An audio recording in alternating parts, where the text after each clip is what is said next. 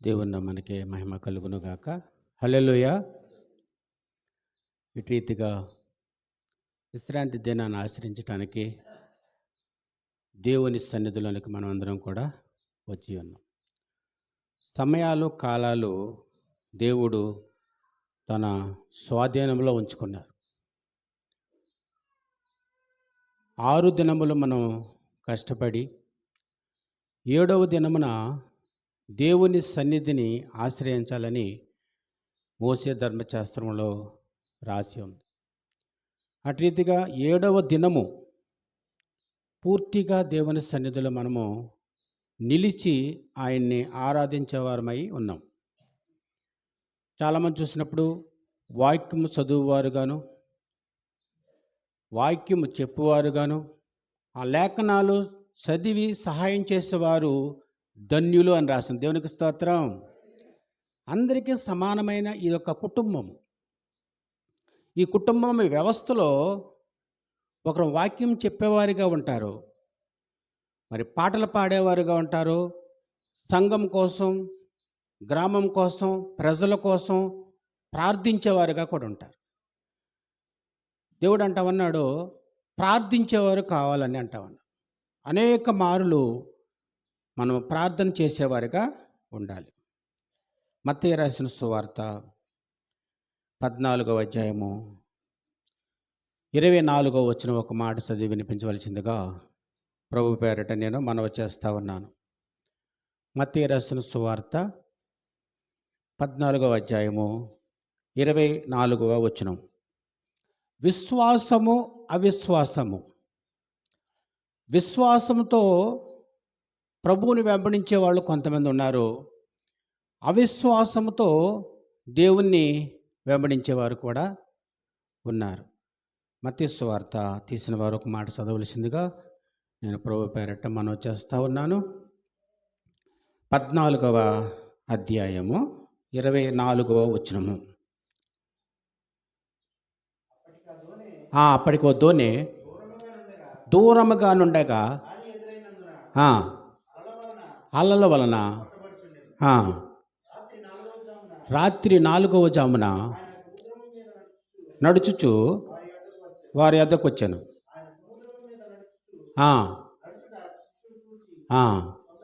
తొందరపడి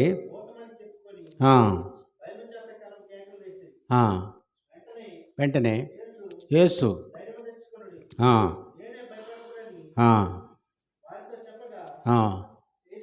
పేతురు, ప్రభువా నీవే అయితే నీళ్ల మీద నడిచి చాలండి. ప్రభు రాత్రిపూట ఆయన దోణిలో ఉన్నారు, శిష్యులు ఆయన వెంబడిస్తూ ఉన్నారు. పేతురు అంటా ఉన్నాడు, సముద్రం మీద నడవగలిగిన దేవుణ్ణి నేను వెంబడిస్తూ ఉన్నాను. నేను ఈ భూమి ఆకాశాలను సృజించిన దేవుడను, ఆయన ఈ లోకమే కాదు, పరలోకము, పాతాళము, భూమి, ఆకాశ, సూర్యచంద్ర నక్షత్రములు, శూన్యము అంతా కూడా ఆయన స్వాధీనములో ఉందని పేతురు ఎరిగి ఉంటున్నాడంటే, ప్రభువా నేను కూడా నీటి మీద నడవటానికి నాకు ఒక పర్మిషన్, అధికారము ఇవ్వండి అని అడుగుతా ఉన్నాడు. శక్తి కలిగిన దేవుడు మనల్ని కూడా పరలోక రాజ్యానికి నడిపించే శక్తివంతమైన నవుడు. సమాధిని గెలవటానికి ఆయన సమాధిని గెలిచి చూపించారు.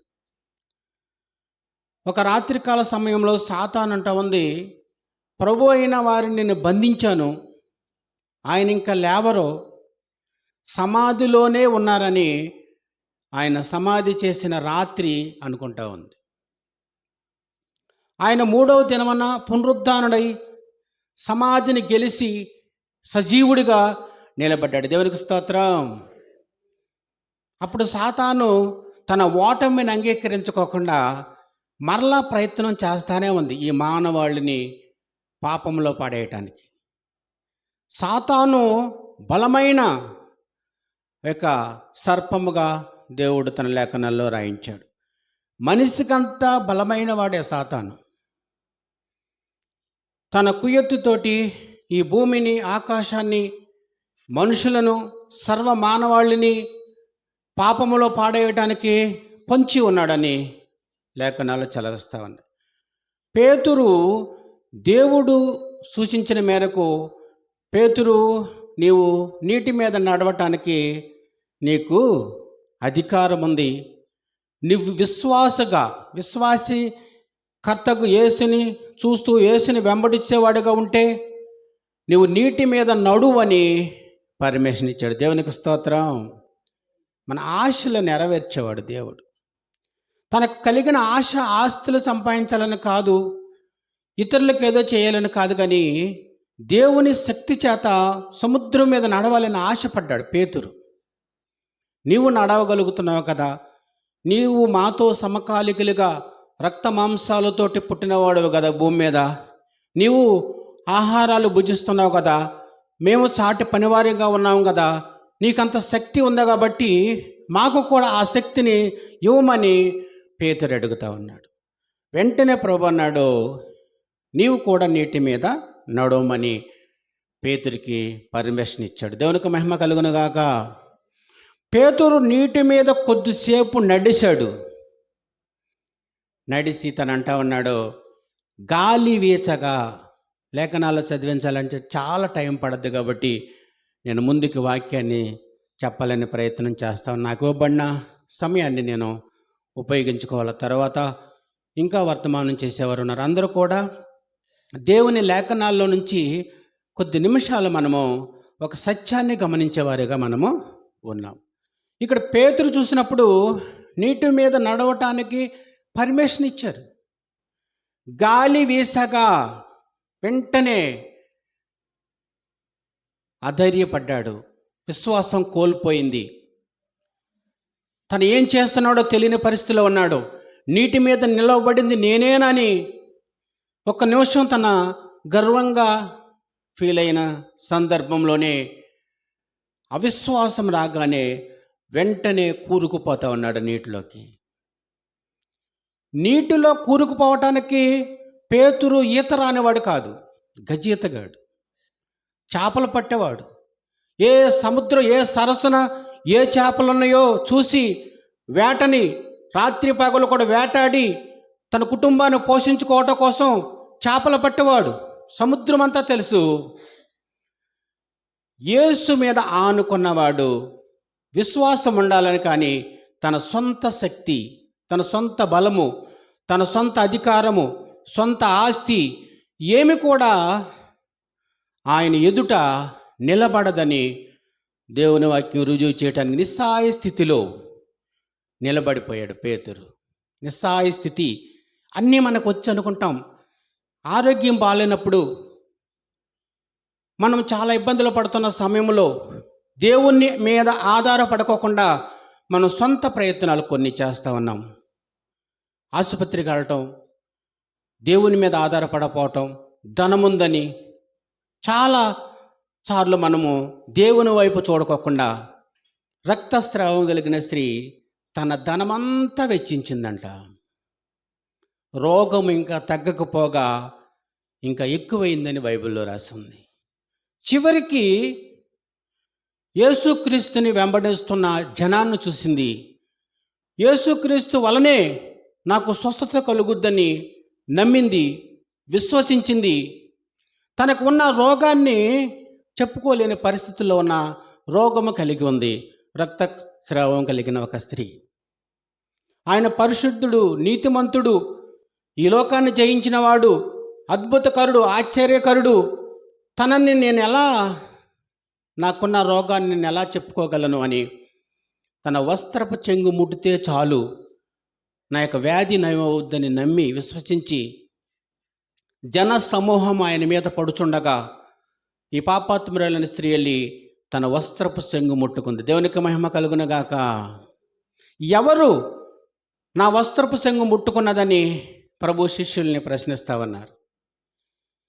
ఏ అధికారం ఉందని రక్తస్రావం కలిగిన స్త్రీ పాపములో ఉండి తన ఇష్టానుసారమైన జీవితంలో కొనసాగుతూ చివరికి తన ప్రాణాపాయ పరిస్థితుల్లో చనిపోయే రోగం కలిగి వెంటనే దేవుణ్ణి విశ్వసించింది.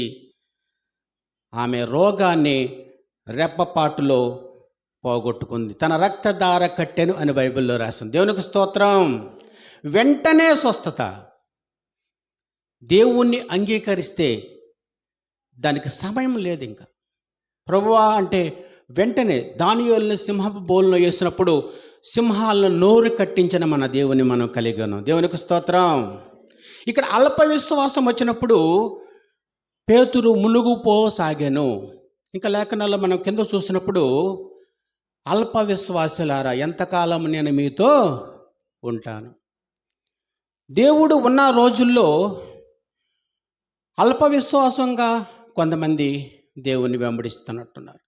ఇంకా మనం చూసినప్పుడు లూకా సువార్త 22వ అధ్యాయము 23వ వచనం ఒక మాట చదవలసిందిగా ప్రభు పేరట నేను మనవి చేస్తూ ఉన్నాను. లూకా సువార్త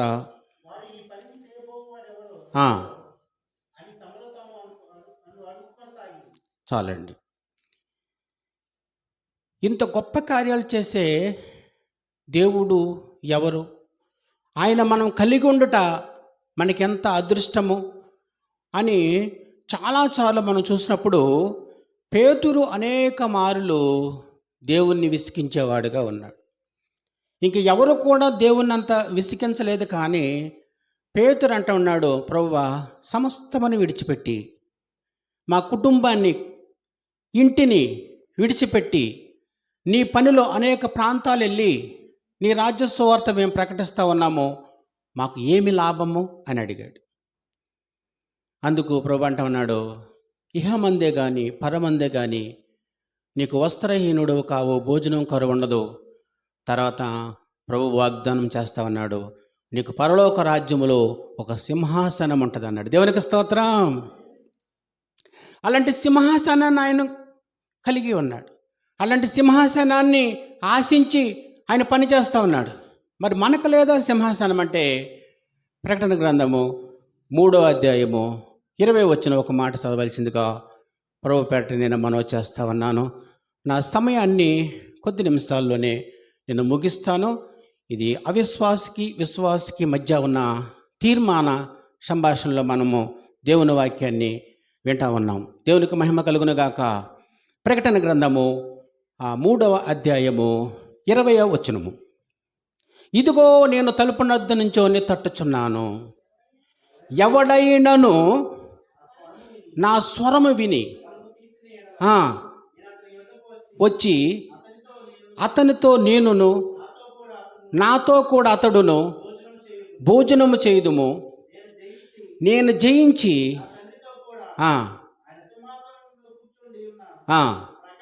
ప్రకారము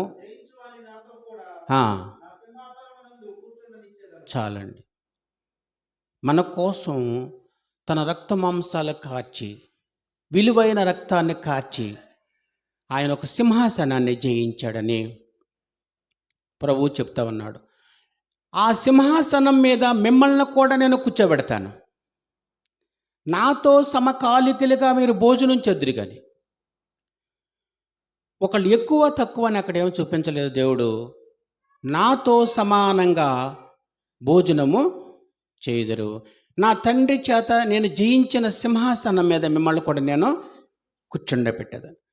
దేవుని సింహాసనం మీద కూర్చోవటానికి మనకెంత అధికారం కావాలి, ధైర్యం కావాలి, ఈ లోకాన్ని జయించాలి. పేతురు తన అవిశ్వాసాన్ని కోల్పోయిన సందర్భంలోనే చాలాసార్లు మనం చూసినప్పుడు పూర్తిగా దేవుని మీద డిపెండ్ అయ్యి, దేవుని మీద ఆనుకొని తొలి దినాల్లో కాకుండా రోజులు గడిచిన కొద్దీ తన ప్రభు పక్షాన ధైర్యంగా నిలబడ్డాడు. దేవునికి స్తోత్రం. అపొస్తలుల కార్యాలు 4వ అధ్యాయంలో చూసినప్పుడు శాస్త్రులు, యాజకులు, ఇంకా అధికారులు చాలామంది పేతురుని ప్రశ్నించారు. పేతురు, నువ్వు విద్య లేని పామరుడు కదా, ఇటు రీతిగా దేవుని కార్యాలు చేయటానికి నీకు ఏ ధైర్యం ఉందని పేతురుని ప్రశ్నించినప్పుడు పేతురు అంటున్నాడు, నేను కాను, దేవుణ్ణి నేను పూర్తిగా సేవించాను, నాలో అద్భుత ఆశ్చర్య కార్యాలు చేసేవాడు దేవుడే కానీ నేను కాను. అప్పటికి అవిశ్వాసం పోయి పూర్తిగా విశ్వాసములోనికి వచ్చాడు. విశ్వాసములోకి వచ్చిన తర్వాత దేవుని పక్షాన్ని నిలబడ్డాడు. మనందరం కూడా లోకంలో కుటుంబం కోసం పనులు చేసేవారుగా దేవుని వెంబడించే విషయంలో కొద్ది సమయము మనం కొన్ని అడుగులు లోకం వైపు, కొన్ని అడుగులు దేవుని వైపు, దేవుని సన్నిధిని ఆశ్రయించడానికి సమయం లేక చాలాసార్లు ఇబ్బంది పడుతున్న రోజుల్లో పూర్తిగా దేవుని మీద ఆధారపడి ఆయన రాజ్యాన్ని ఆశించి ఈ భూమి మీద కావలసిన అవసరాలు తీర్చడానికి దేవుని ప్రతి అవసరతను దేవుని కావాలని మనము అడగాలి. దానియేలు గ్రంథము 3వ అధ్యాయము 16వ వచనం ఒక మాట చదవలసిందిగా ప్రభు పేరట నేను మనవి చేస్తా ఉన్నాను. ఇక్కడ దానియేలు గ్రంథము 3వ అధ్యాయము 16వ వచనముకు కాడ నుంచి 17 వరకు మనం చూసినప్పుడు షడ్రక్, మేషక్, అబేద్నెగోలని ఒక ముగ్గురు మనం చూస్తా ఉన్నాం. వారు దేవుణ్ణి వెంబడించేవారు. ఆ రోజుల్లో నెబుకద్నెజరు దేవుణ్ణి వెంబడించడానికి వీలు లేదు, ఈ లోక రాజ్యాలన్నీ నాయే, మీరు నాకు సాగిలి పడండి అని అనేక మారులు వారిని హెచ్చరికలు చేస్తూ ఉండేవారు. ఇంకా మనం చూసినప్పుడు వారి షడ్రక్, మేషక్, అబేద్నెగోలు ఒక బంగారపు బొమ్మని తయారు చేసి వారి ముందులుంచి వారికి సాగిలి పడమని ఆ యొక్క రాజు ఆజ్ఞ ఇచ్చినట్టుగా మనం చూస్తూ ఉన్నాం. దేవునికి స్తోత్రం. రాజు శాసనము, ఎవరైనా ప్రభుత్వము శాసనం చేసినప్పుడు దాన్ని తిరస్కరించడానికి మనం లేము. ఏ ధైర్యం ఉందని మనం తిరస్కరించగలము? ఆ లోకములో ఉన్నప్పుడు షడ్రక్, మేషక్, అబేద్నెగోలు అప్పటికే దానియేలుని సింహభవనంలో ఉంచారు. ఇంకే ఆధారం లేదు, వారికి నిలబడి ఉన్నారు. వారు అంటున్నారు, మేము ఈ పదవికి నమస్కారం పెట్టము. మీ ప్రాణాలు కోల్పోతారు, మిమ్మల్ని ఒక నిప్పుల గుండంలో పడేస్తాం, లేదా కాగే నూనెలో పడేస్తాం, మీకు శిక్షలు చాలా ఉన్నాయి, ఇలాంటి శిక్షకి మీరు ఆగలేరు, చనిపోతారని హెచ్చరికలు చేస్తా ఉన్నారు. అయినప్పటికీ వారు అంటున్నారు, మేము ఈ పదవికి దండము, నమస్కారము సాగిలా పడము. పూర్తిగా దేవుని మీద ఆనుకున్నవారు లోకం మీద నుంచి వేరు చేయబడాలి. క్రైస్తవ జీవితం అంటే శ్రమలు కలిగిన జీవితం. శ్రమలో జయించిన తర్వాత ఆయన అన్నాడు, నిత్యరాజ్యము. ఆయన ఈ లోకములోనే మనము అందరికన్నా గౌరవమైన జీవితం జీవించడానికి నిన్ను తలగా చేస్తాను కానీ తోకగా నేను చేయను అన్నాడు. మన దేవుడు రోషము కలిగిన వాడు. మనం కూడా రోషంగా జీవించాలన్నాడు కానీ అధైర్యపడన అవసరం లేదు. నిందలకి, సమస్యలకి మీకు ధైర్యంగా ఉండండి. నిందలు, సమస్యలు వచ్చినప్పుడు మీరు ధైర్యంగా ప్రభు పక్షాన నిలబడండి. ప్రతి సమస్య నుండి విడుదల చేయగలిగిన శక్తి గలగమైన మన దేవుని దగ్గరికి మనము వచ్చి ఉన్నాం. మన దేవునికి అసాధ్యమ కానిది ఏది కూడా మన లేదంట. నాకు అసాధ్యము కానిది ఏదైనా ఉందా అని అడుగుతూ ఉంటాడు అన్నమాట. ఇక్కడ షడ్రక్, మేషక్, అబేద్నెగోలను చూసినప్పుడు వారంటా ఉన్నారు, మీరు సాగిలపడి ఆ యొక్క ప్రతిమకి నమస్కారం పెడితేనే మీరు జీవించడానికి హక్కు ఉంది, లేదంటే ఇప్పుడే మిమ్మల్ని ఒక నూనెలో పాడేస్తాం, మీకు శిక్షకి ఇంకా సమయం కూడా లేదు అని హెచ్చరికలు చేసినప్పుడు వారంటా ఉన్నారు, మీరు మమ్మల్ని శిక్ష వేసి నూనెలో పాడేసిన ఒకవేళ మా దేవుడు కాపాడటానికి సమర్థుడే, అయినా ఒకళ్ళ కాపాడలేకపోయినా దేవునికి మహిమ కలుగునుగాక. మా దేవుడు మమ్మల్ని కాపాడటానికి సమర్థుడే అని ఒక మాట అంటున్నామన్న రాజుతోటి. ఒకవేళ కాపాడకపోయినా, చాలాసార్లు మనం జ్ఞాపకం చేసుకోనిది, నాకు స్వస్థత రాకపోయినా, నా సమస్యలు త్వరగా నాకు జరగకపోయినా, నేను దేవుణ్ణి వెంబడిస్తూనే ఉన్నాను, నాకు త్వరగా నా కోరికలు నెరవేర్చకపోయినా, అబ్రహాము బిడ్డల కోసం చాలా సంవత్సరాలు వేచి ఉన్నాడు. చాలా సంవత్సరాలు. 50 సంవత్సరాల వయసులో దేవుడు 12వ అధ్యాయంలో పిలిచాడు. 70, 80, 90 సంవత్సరాలు వచ్చేసినాయి, ఇంకా వాగ్దానం నెరవేరలేదు. అప్పుడు అంటున్నాడు ప్రభు వచ్చి, ఈ మీదకి నీకు ఒక మగ బిడ్డని ఇస్తానన్నాడు. దేవునికి స్తోత్రం. ఎలా నమ్మాలి? ఇది నమ్మశక్యంగా లేదు. ఇప్పటికే చాలా సంవత్సరాలు గడిచిపోయినాయి. యవన కాలంలో నాకు ఇవ్వలేదు పిల్లల్ని. ఇప్పుడు నేను ఎలా ఈ యొక్క మాటను నమ్మాలని ఆలోచిస్తున్న సమయంలో శారా అంటుంది, నవ్వుకుంటుంది, నేను మరి మృతతుల్యము అయిన దానిని కదా, నాలో నుంచి పిల్లలు పుట్టడానికి నేను అంత ఎలిజిబుల్ కాను, పిల్లలు పుట్టే సామర్థ్యత నాలో లేదు, మృతతుల్యం అయిపోయి ఉన్నదానని అంటాను. అలాంటి పరిస్థితుల్లో దేవుడు అబ్రహాముకి ఇస్సాకుని ఇచ్చిన దేవుని మనము కలిగి ఉన్నాం. ఇక్కడ మనం చూసినప్పుడు షడ్రక్, మేషక్, అబేద్నెగోలు ధైర్యముగా ఆ శిక్షలు అమలు చేసిన దేవుడు మమ్మల్ని కాపాడినా మేము సిద్ధమేనని తల వంచి రాజుకి వారు అప్పగించబడ్డారు. భటులకి వాళ్ళు చాలా ధైర్యంగా ఉన్నారు. ఇంకొక గంటలో వారికి మరణశిక్ష అమలు చేస్తూ ఉన్నారు. ఇంకా కొద్ది నిమిషాల్లో వారి నూనెలో పాడేయడానికి సిద్ధంగా ఉన్నారు. వారు ధైర్యం చూసినప్పుడు ప్రభు పక్షాన నిలబడ్డారు. వారు వెంటనే నూనెలో పాడేసిన వారు కాలకపోవటమే కాకుండా పొగ్గుచూరిన వాసన కూడా రాలేదంటారు. దేవునికి స్తోత్రం. వారు పొగ్గుచూరు పోలేదంట. అసలు వారితో పాటు కూడా దైవం తిరుగుతూ ఉంది. నిన్ను కాపాడేవాడు కునుకాడు, నిద్రపోని దేవుని దగ్గరకు వచ్చాం. ఇంతకాలానికి ప్రభువా మేము ఎక్కడెక్కడో తిరిగాం, ఏదేదో చేశాం, కానీ నేటికి నేను నిద్రపోని దేవుని దగ్గరకు వచ్చాం. నా కోసం నీవు నిద్రపోకోకుండా సాతాన్ను జయించడానికి, నన్ను శక్తిమంతుడిగా చేయటానికి ఇప్పుడు నిన్ను నేను కలిగి ఉన్నానంటే ఇది నా గొప్పతనం కాదు, కానీ ముందుగానే నువ్వు నన్ను ఎన్నుకున్నావు, నీ రాజ్యానికి సిద్ధపరిచావు. ఈ భూమి మీద నేను ఫలించి ఇతరులకి మాదిరిగా ఉండటానికి మీరు నా కృప చూపించారు. ఇంతకన్నా నాకు ఏం కావాలని మనము చూసుకుంటా ఉన్నాం. రోమాపత్రిక 4వ అధ్యాయము 8వ వచనములో ఒక మాట ఉంటుంది. అదేంటంటే, క్రీస్తు చేత నిర్దోషని ఎంచబడిన వాడు ధన్యుడు. దేవునికి స్తోత్రం. మనుషుల చేత నిర్దోషని ఎంచబడినతం కాదంట. ఇక్కడ షడ్రక్, మేషక్, అబేద్నెగోలు ఎవరి చేత ఆ నిర్దోషని ఎంచబడ్డారంటే దేవుని చేత నిర్దోషి అని ఎంచబడ్డారు. మనం కూడా నిర్దోషని ఎంచబడిన వాడు ధన్యుడు. మనం నిర్దోషని ఎంచబడాలి. మనల్ని నిర్దోషని ఎంచగలిగిన వాళ్ళు ఎవరు ఉన్నారంటే ఈ భూమి మీద మనుషులు కాదు, కానీ దేవుడే సాక్ష్యం ఇవ్వాలి.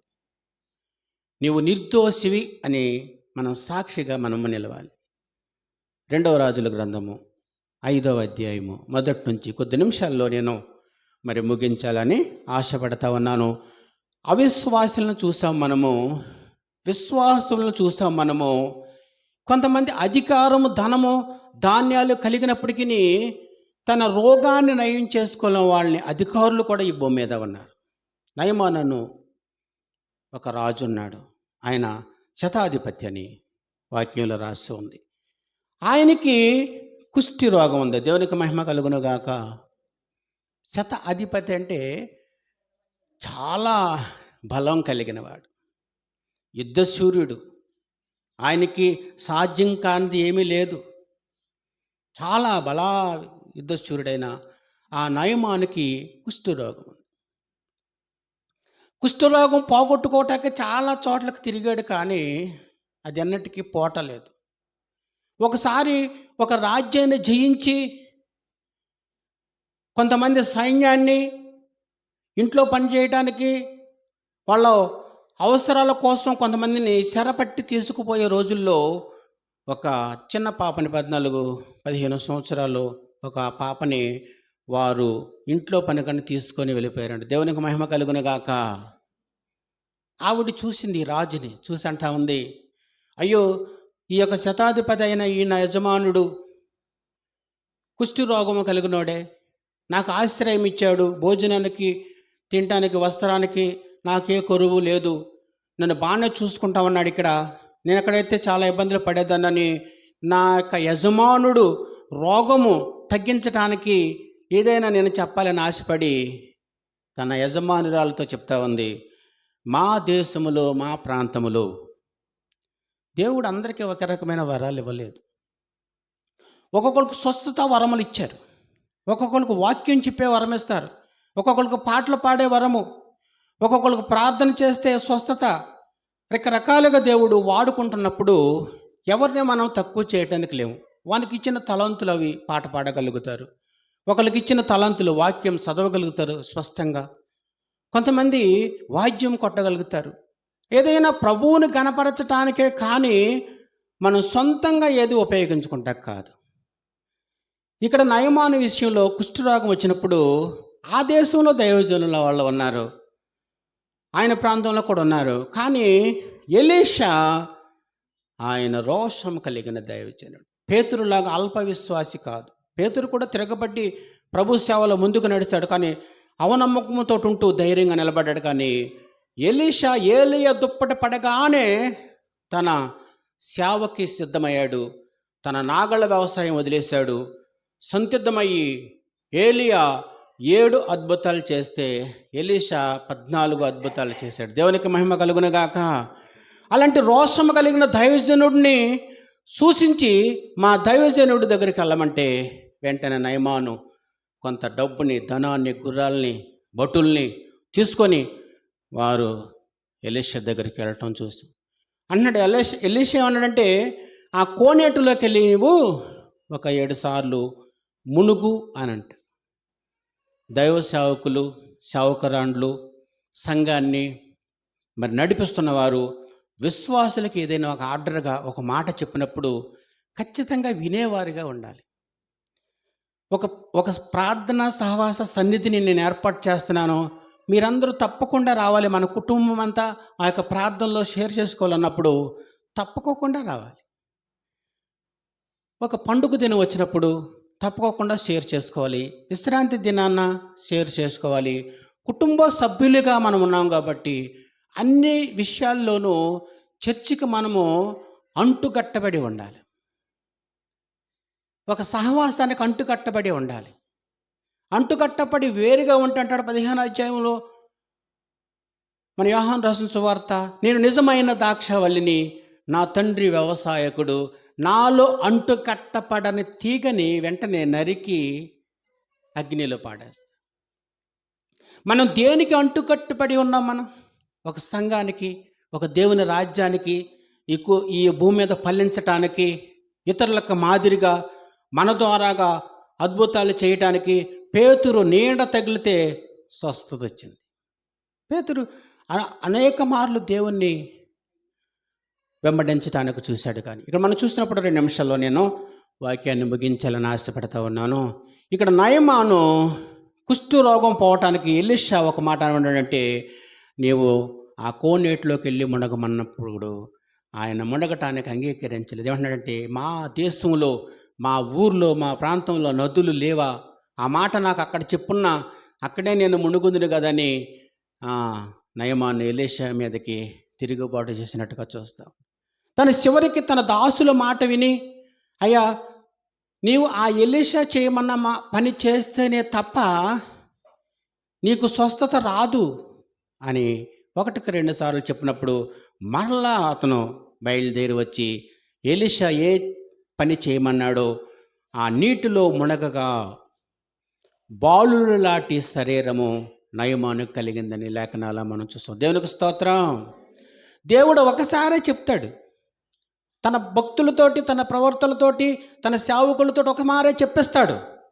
కానీ ఆ పని చేయటమే మనం చేయవలసిన పని. నాకు ఈ యొక్క పని చెప్పారు కాబట్టి అది నేను చేయాలి. విశ్వాసము కర్తగు యేసు వైపు చూస్తూ ఆయన వెంబడించే జనాంగముగా మనం ఉన్నాం. విశ్వాసం కోల్పోతే పేతురు మునిగిపోయి సాగాడు. విశ్వాసంగా నిలబడితే షడ్రక్, మెషక్, అబేద్నెగోలు రాజుని జయించి తన ప్రాణాలు రక్షించుకున్నారు. మనందరం కూడా విశ్వాసముగా దేవుని రాజ్యము అంతము వచ్చే వరకు కూడా, మన దగ్గరికి ఆయన వచ్చినా ఆయన దగ్గరికి మనం వెళ్ళినంతవరకు కూడా విశ్వాసం కోల్పోకోకుండా దేవుని రాజ్యాన్ని మనం స్వతంత్రించుకోవాలి. ఈ కొద్ది మాటలు దేవుడు దీవించును గాక. ఆమేన్. చిన్న ప్రార్థన చేసుకుని, మహాపరిశుద్ధుడా, జీవము కలిగిన తండ్రి, నీ నామానికి వందనాలు, స్తోత్రాలు ప్రభువా. మేము ఎక్కడెక్కడ వారమో నీకు తెలుసు ప్రభువా. ఏ అవసరాలు కలిగి ఉన్నామో మీకు తెలుసు. ఈ యొక్క విశ్రాంతి దినాన్న నిన్ను ఆశ్రయించుకున్న నీ ప్రజలు, నీ బిడ్డలు ప్రతి అవసరతను తీర్చే శక్తిమంతుడని ఎరిగి నీ మందిరంలోకి వచ్చి ఉన్నారు. వాళ్ళ అవసరాలు తీర్చండి, ఆరోగ్యం మెరుగుపరచండి. ఇక్కడ ప్రభా ఈ సన్నిధిని నడిపిస్తున్న నీ కుమార్తెకి బలము, శక్తిని దయచేయండి. ఈ మారుమూల ప్రాంతంలో అనేక ప్రభా భారము కలిగి నశించిపోయే ఆత్మలు రక్షించడానికి ఈ సన్నిధానంలోకి వచ్చాను. నీ కుమార్తె ఉంటే మీరు ఉండండి. ఇక్కడ ఈ సన్నిధిని ఆశ్రయించిన వారిని మీరు మేలులతో నింపండి. ప్రతి సమస్య నుండి మీరు ప్రభా అవి విడిపించమని, ఈ ప్రార్థనకు జవాబు దయచేయమని యేసు నామమున అడిగి వేడుకొనుచున్నాము తండ్రి. ఆమేన్. దేవుని నామానికి స్తోత్రం. మీ అందరికీ నా వందనాలండి. దేవుడు తన మహాకృపను బట్టి మనందరినీ కూడా ఆరోగ్యంగా సజీవ లెక్కలో ఉంచినందుకు దేవుని స్తోత్రం చెల్లిద్దాం. హల్లెలూయా, హల్లెలూయా. సంతోషంగా ఉన్నారా? మరి సంతోషం అండి. యేసు ప్రభువుని కలిగినటువంటి జీవితం అది ఎన్ని కోట్ల రూపాయలు ఇచ్చినప్పటికీ కూడా తీరదు. అవునా కదా? నిజంగా యేసు ప్రభువుని తెలవడమే, నిజంగా యేసు ప్రభువుని తెలుసుకోవడం అంటే ఏంటి అంటే, ఆయన మరి ఒక దేవుడు కాదు కదా, ఒక దేవుడు మాత్రమేనండి. ఆయన మాత్రమే దేవుడా? ఆయన మాత్రమే దేవుడు. ఈ లోకంలో ఇది జరిగేదంతా చూస్తూ ఉంటే అన్నీ విచిత్రం అనిపిస్తూ ఉంటాయి. ప్రభువా ఇంత బాగా చేశారు, ఇలా చేశారు, అలా చేశారు అనిపిస్తూ ఉంటాయి. అదంతా ఎవరు చేశారండి? ఏమండి? దేవుడే కదా.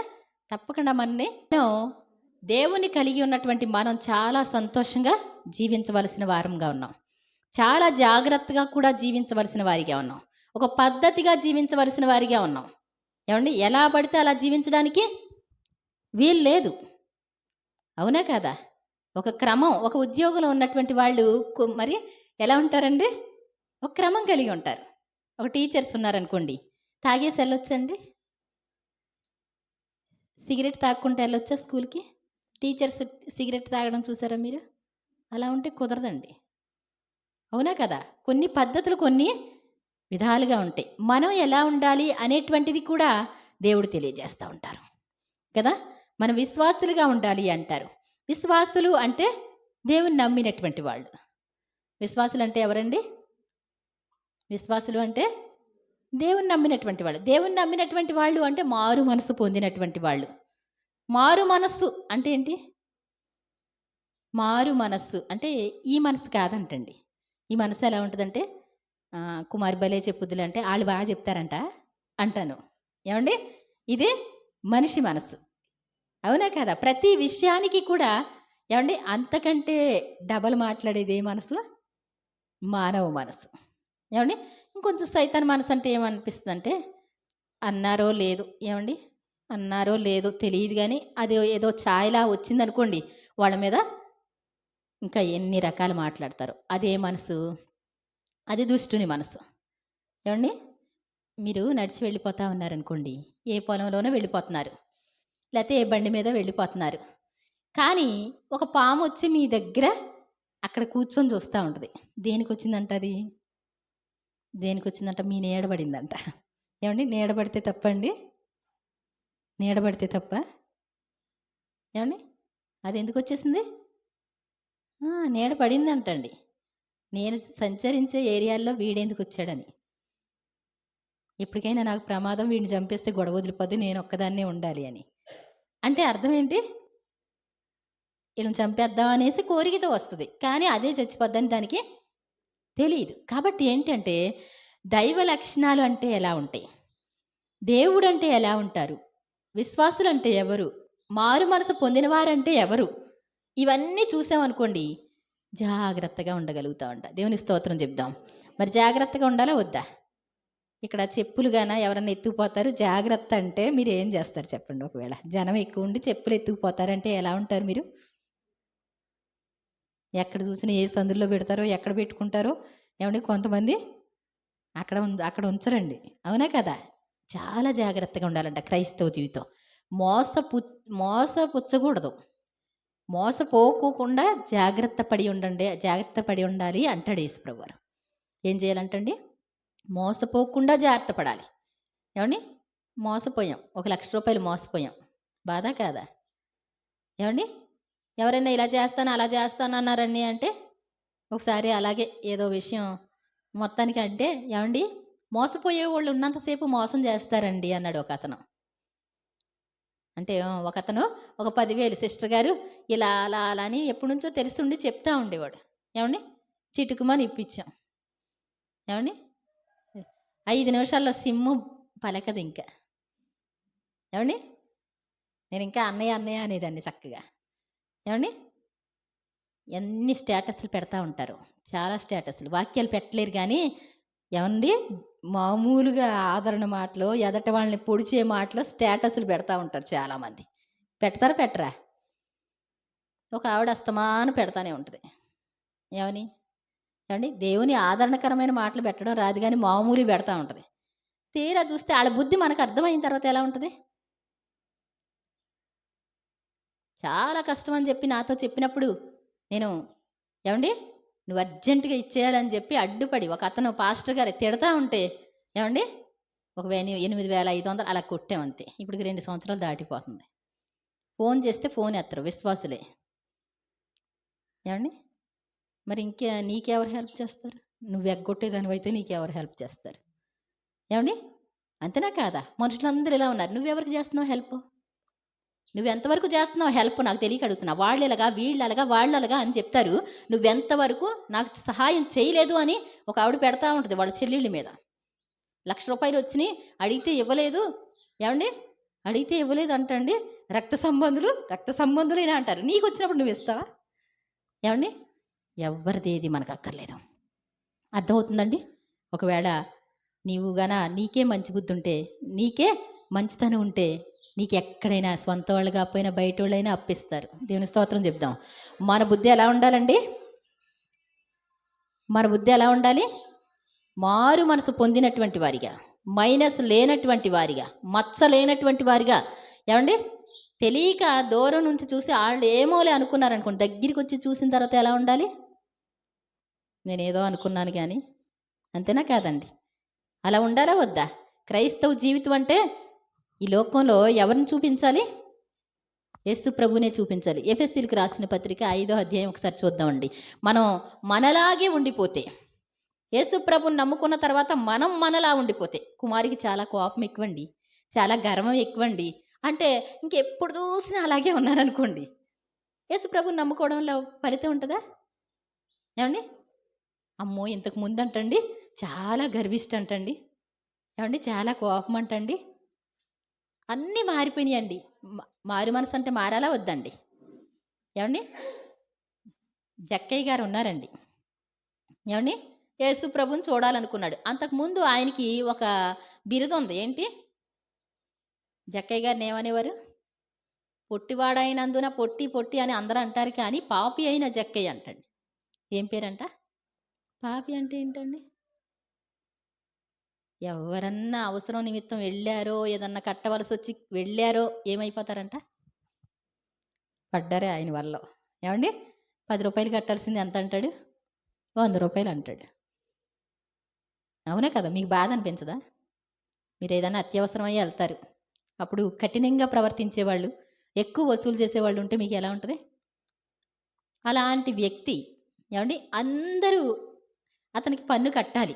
పన్ను ఎంత కట్టాలి? ఏమండి? ₹10 పన్ను కట్టాలి. కానీ అందరి దగ్గర ₹20 వసూలు చేస్తున్నాడు. ఎవరి మాట ఎవరు పట్టించుకోరు. ₹20 కట్టే వస్తున్నారు. కట్టవలసిన రూల్ ఎంత? ₹10. కానీ ఎవరు ఏమనలేకపోతున్నారు. ఒకానొక రోజున ఏమండి అందరూ అలా చూస్తే చాలు ఆయన్ని విలువ ఉంటుందండి? సమాజంలో విలువ ఉంటుందా? స్వంత బుద్ధితో జీవించే వాళ్ళకి విలువ ఉంటుందా? ఉండదండి. దేవుని మాట వింటేనే విలువ. దేవుని స్తోత్రం చెప్దాం. దేవుని మాట ఏంటి? న్యాయం, యథార్థత, పరిశుద్ధత కలిగినటువంటి మాట. నీవు యెహోవా నామమున పిలువబడుచుండు చూచి జనులు నీకు భయపడతారు అంటారు. యేసు ప్రభు ఎవరు? ఇంతమంది పరిగెడుతున్నారు, ఆయనలో ఏముంది? ఆయన ఎవరు? నేను కూడా చూడాలి అనుకున్నాడు అంటండి. ఏమండి, మనకు తెలుసు పొట్టివాడైనందున ఎటు చూసినా కుదరలేదంటండి. బుడ్డి పిల్లలకు ఏమండి అందరికి మోకాళ్ళ దగ్గర కూడా రాని పరిస్థితి ఆయన మరుగుజ్జుతనం అంటే. అటు చూసి ఇటు చూసి ఎటు కుదరలేదు. ఏమనుకున్నాడంట? ఒక ఐడియా, ఆలోచనకర్త ఐడియా ఇచ్చారు. ఏంటది? పరిగెత్తుకుంటూ వెళ్ళి మేడి చెట్టు ఎక్కేస్తే అప్పుడు ఆ దారికి వస్తే పొట్టివాడికి పుట్టెడు బుద్ధులు అంటారు. నిజంగానే కదా, ఆ బుద్ధితో రక్షింపబడ్డాడు. ఎవరు? జక్కయ్య గారు వెళ్ళాడు. ఏమండి, యేసు ప్రభుని చూచాడు. ఏమండి, యేసు ప్రభు వారికి ఏమండి, నా పేరు జక్కయ్య గారండి, నేను పన్ను వసూలు చేస్తానండి, మిమ్మల్ని మనసారా చూడాలనుకున్నానండి, మీరు ఇదే రూట్కి రావాలనుకున్నాను, అనుకున్న సంగతి జరిగింది అన్నాడండి. ఏమన్నాడండి? అనుకోకుండా ఆ దారికి వెళ్తారు అంటే యేసుప్రభు వారు అదే దారికి వెళ్ళి ఏమండి ఆ చెట్టు దగ్గరికి వెళ్ళగానే పైకి చూశారంట. ఏమండి, పైకి చూసి ఏమన్నారు? జక్కయ్య. ఏమండి, పేరెవరని చెప్పారా యేసుప్రభు వారికి? నిజంగా మన వెంటనే అతను అంటాడు, వెంటనే దూకి ఏమండి చక్క చెట్టు మీద నుంచి దిగి ఉండడండి, ఇంకా దూకే ఉంటాడు ఒకే దెబ్బ. ఏమండి ఏమంటాడు? నేడు నేను నీ ఇంట ఉండవలసి ఉన్నది. అసలు నీ యొక్క హృదయంలో యేసు ప్రభుని ఇష్టపడితే అసలు ఎలా ఉంటాడు? ఆయన అంటే ఎవరు అన్నావో ఆయన ఏం చేస్తారు? నీ దగ్గరికి వచ్చేస్తారు. పట్టించుకోకుండా ఉన్న వాళ్ళ దగ్గర ఏముండరు. ఏమండి, జనసమూహాలు త్రోసుకుంటూ మీద పడతా ఉంటే నన్ను ముట్టింది ఎవరు అంటే అందరూ ముట్టుకున్నారు, అలా కాదు. అందరు నమ్ముకున్నారు, అలా కాదు. ఏమండి, నువ్వు స్పెషల్ ఉండాలి. ఆయనంటే నేను ఆయన కోసం వెళ్తున్నాను. మందిరానికి దేనికోసం వస్తున్నారండి? అంతేనా? దేవుడు నన్ను చూస్తారు, తప్పకుండా నేను వెళ్ళకపోతే అంతేనండి. కుమారక్క ఏమనుకుంటున్నా 4 వారాలు రాకపోతే కాదు, ఏమనుకుంటారు? నేను దేవుని సన్నిధికి వెళ్ళాలి, ప్రత్యేకంగా ఆయన ఆశీర్వాదాలు పొందుకోవాలి, నిన్ను చూస్తాడు దేవుడు. వెంటనే నీ ఇంట ఉంటాను. ఏంటండి, యేసుప్రభు అని పిలిస్తే వెళ్ళడమే గ్రేటు, కానీ అడగకుండా నేను మీ ఇంటికి వస్తాను, ఈ ఇంటి దగ్గర ఉంటాను అంటే ఏంటి అర్థం? మీ ఇంటికి వస్తాను, మీరు ఏదైనా పెడితే తింటాను, అంతేనా కదా? ఆ మధ్యదారిలోనే ఆపి అంటాడు, ఇంటికి వెళ్ళిన తర్వాత చెప్దాంలే అనుకున్నాడండి. ఏమనుకున్నాడంట? ఇదిగో ప్రభువా, నేను ఎవరి యొద్దనైనా అందరూ వికారంగా చూస్తూ ఉంటారు, వాళ్ళ చూపులే తన్ని అర్థమైపోయినాయి తనకి. అందరు చూస్తున్న విధానం ఈ మనిషి దగ్గర అసలు ఎలాంటోడో తెలిస్తే బాగుండని ప్రతి ఒక్కడి చూపులోనే ప్రశ్న కనబడి ఉండదు, అవునా కదా? అలా చూస్తూ ఉంటే యేసుప్రభు వారు వెంటనే జక్కయ్య గారు ఏమంటున్నాడు?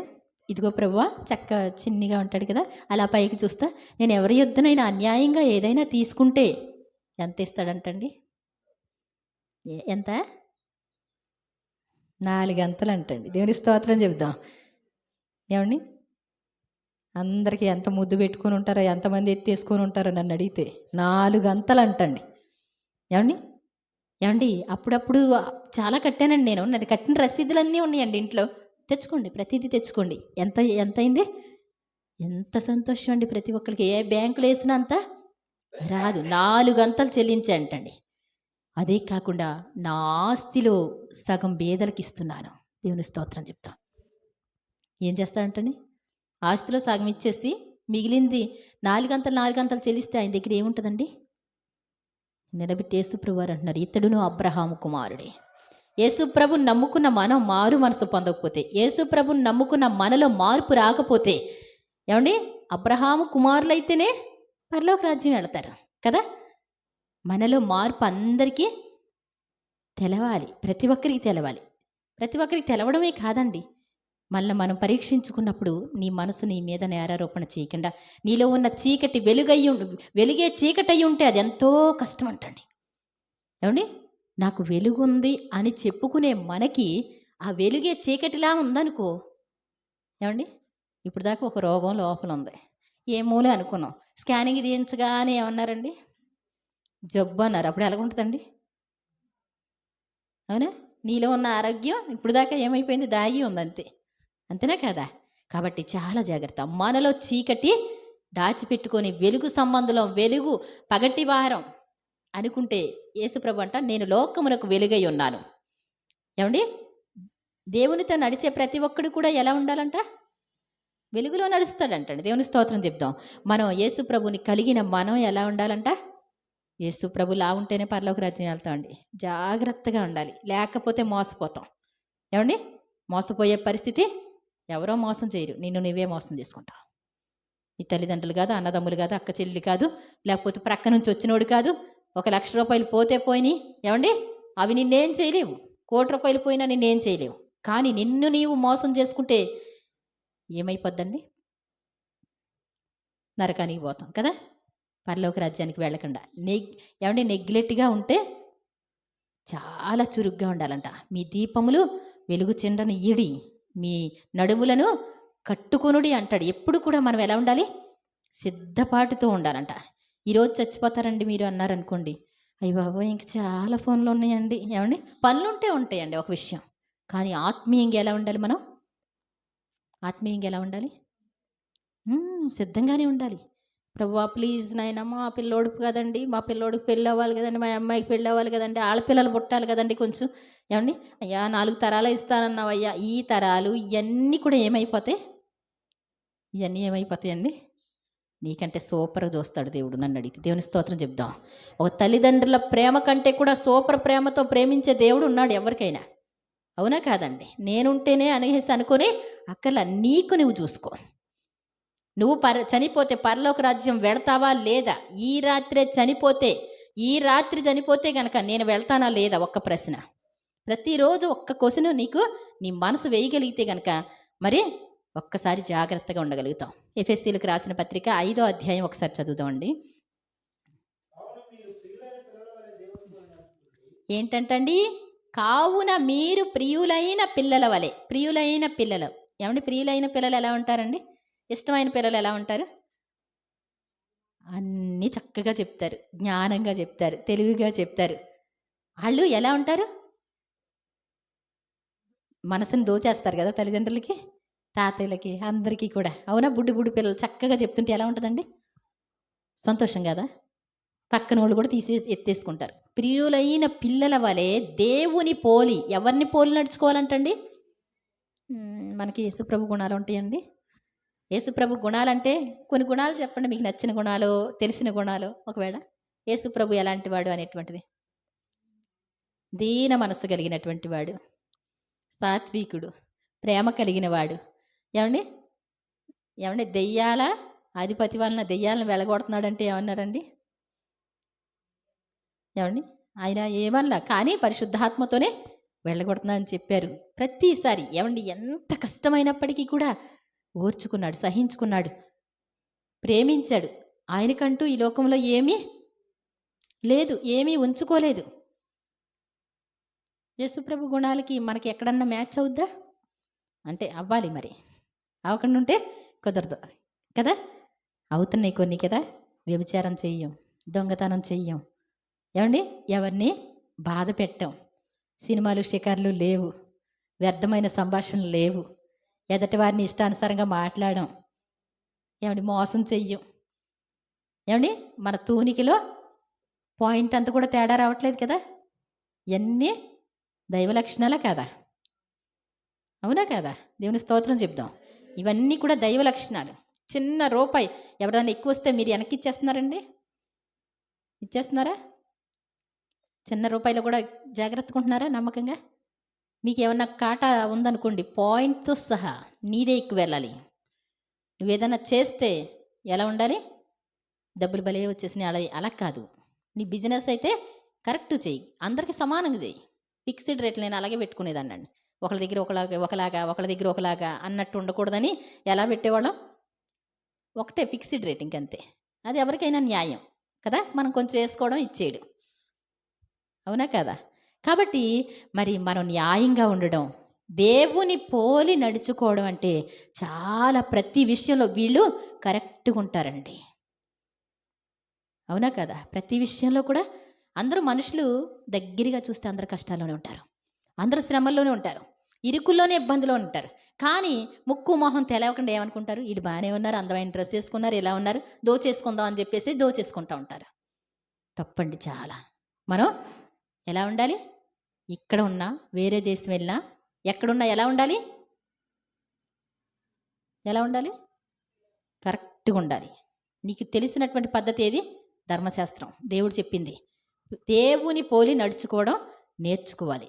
యేసుప్రభు అడుగుజాడలో, యేసుప్రభు ఈ లోకానికి ఎందుకు వచ్చారు అంటే తన అడుగుజాడల్లో అడుగు వేయడానికంట.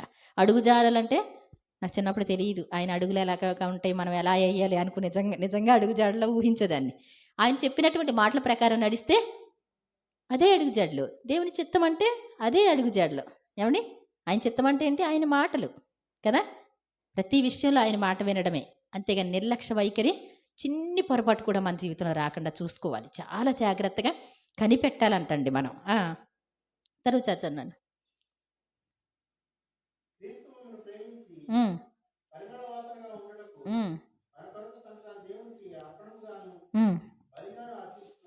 చూడండి, క్రీస్తు మనల్ని ప్రేమించి, ఏమండి, క్రీస్తు ఎవరిని ప్రేమించాడంటండి? మనల్ని ప్రేమించాడంటండి. మనం ఎలా ఉండాలంట? పరిమళ వాసన అంటే అందరికి ఇష్టమేనా? మంచి స్ప్రే అంటే అందరికి ఇష్టమేగా. ఏమండి? ఏమన్నా పంతులు ఉంటే అట్లకి బురద వాసన ఇష్టం ఉంటుంది. ఏమండి? పంది స్వభావాలు ఉంటే చెడ్డవాటిని కోరుకుంటాయి. కానీ దేవుని పిల్లలైనటువంటి మనకి పరిమళ వాసన అంటే, మనం పరిమళ వాసనగా మారడం కోసం ఆయన తన్ను తాను బలిగాను అర్పణగాను అర్పించుకున్నాడంటండి. మన కోసం అర్పించుకున్నాడు ఆయన. మనం మన కోసం కూడా కొంత ఏం చెయ్యాలా వద్దా?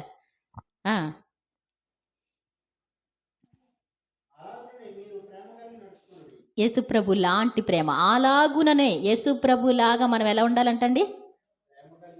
ప్రేమ కలిగి నడుచుకోవాలంటండి. ప్రేమ కలిగి నడుచుకోవడం అంటే ఏమండి? మీకు ఎక్కడైనా సరే కొంచెం తేడా ఉన్న చోట అక్కడ అర్థమవుతుంది ప్రేమ కలిగి నడుచుకోవడం. ఇచ్చేటప్పుడు కానీ, తీసుకునేటప్పుడు కానీ అందరితో సరదాగా మాట్లాడచ్చు, కానీ కొంచెం వేరే భావం ఉన్నవాడితో ఫ్రీగా మాట్లాడగలరా? ఏమండి? అందుకోసం అంటాడు, ఆయన ఎవ్వరి మీద ద్వేషం ఉందండి, అలాగుననే మీరును ప్రేమ కలిగి నడుచుకోండి. ఇస్కరియోతు యూదా వచ్చి యేసు ప్రభు, ఏమండి, ఇస్కరియోతు యూదా పాదాలు పట్టుకుని యేసు ప్రభు కడుగుతా, ఏమండి, కడుగుతున్నప్పుడు ఆయన నా పాదాలు పట్టుకోవడం ఏంటి? ఏమండి? ఇప్పుడు ఏం చేస్తున్నాను నేను? ఆయన్ని అమ్మేసుకుంటున్నాను కదా. పాదాలు కడిగిన తర్వాత రొట్టె ఇచ్చి ద్రాక్షారసం ఇచ్చిన తర్వాత నువ్వు చేయవలసిన చెయ్యి అంటే వెళ్ళిపోయి చేశాడు. మనసులో ఉందా లేదా అమ్ముదామని? ఆయన పాదాలు పట్టుకున్నప్పుడు కూడా యేసుప్రభు వారికి తెలియదండి. ముందే అన్నారు ఆయన, మీలో ఒకడు నన్ను అప్పగిస్తున్నాడు. మనలోనా? ఎవర్రా? ఏంట్రా? ప్రతి ఒక్కడు అని ఊహించారు. ఇంకా అన్నారు, అందరూ ఏమన్నారు? అబ్బో, అసలు ఆయన్ని అప్పచెప్పడం ఏంటి ప్రభా, ఇది ఎక్కడ గొడవ ఏంటంట? కోడి కూయిదంటే కూసేసింది కదా, ఒకవేళ ఇలాంటిది ఏదైనా జరిగేస్తుందేమో, లేనిపోయిందని చెప్పి నేనా ప్రభువా నేనా అంటే ఎవరు కాదు, ఆయనకి తెలుసు. మరి ఎవరు అని మెల్లిగా యోహాను గారు అడిగితే, పాత్రలో నాతో పాటు చేయి ముంచేవాడు. అప్పుడే ఇస్కరియోతు యూదా పాత్రలో చేయి ముంచుతున్నాడు, ఏమండి చెప్పేశాడు. ఇస్కరియోతు యూదా మీద ఏమైనా కోపం ఉందా యేసుప్రభు వారికి? ఏమండి? మనకి ఎదటి వాళ్ళ మీద కోపం ఉంది. ఎందుకు ఉంది? నీ ప్రాణం తీస్తా అన్నారా? నీకు నా ఆస్తి రాసేసుకున్నారా? ఏమండి? ఎందుకుంది కోపం? దేనికి ఉంది? అలాగుననే అంటే అప్పగించిన వాడు. అప్పగిస్తే ఊరుకుంటామండి? ఏమండి, నా ఆస్తి పోతే పర్వాలేదు కానండి, నా ప్రాణం పోయినా పర్వాలేదు కానండి, నా ఆస్తి పోతే అస్సలు తట్టుకోలేనండి అంటారా? యేసుప్రభు ప్రాణం చాలా చిన్నదానే. ఏమండి? యేసుప్రభు ప్రాణం పెట్టాడంటే ఉమ్ములంటే చిన్నగా ఉన్నాయా? ఏమండి? దెబ్బలంటే చిన్నగా ఉన్నాయా? అన్నీ చిన్నవి అనిపిస్తున్నాయా నీకు? నీయే పెద్ద అనిపిస్తున్నాయా? ఏమండి? ఒకసారి మనం ఆలోచిస్తే ఏమనిపిస్తుంది? యేసు ప్రభులా ఉంటేనే పరలోక రాజ్యం వెళ్తా అంట. యేసు ప్రభు లాంటి ప్రేమ ఉంటేనే వెళతామంట. ఎక్కడ ఒక్కటి కూడా, ఒక్క చోట కూడా ఉండకూడదంట. చాలా జాగ్రత్తగా మళ్ళీ మనం ఏం చేసుకోవాలి? పరీక్షించాలి. అక్కడ ఆగుతుంది మనసు. ఎక్కడ తెలీదండి, పలానా వాళ్ళ మీద ద్వేషం ఉందనేటువంటిది ఆగుద్ది. అప్పుడు నువ్వేం చేయాలి? వాళ్ళని ప్రేమించడం మొదలుపెట్టాం.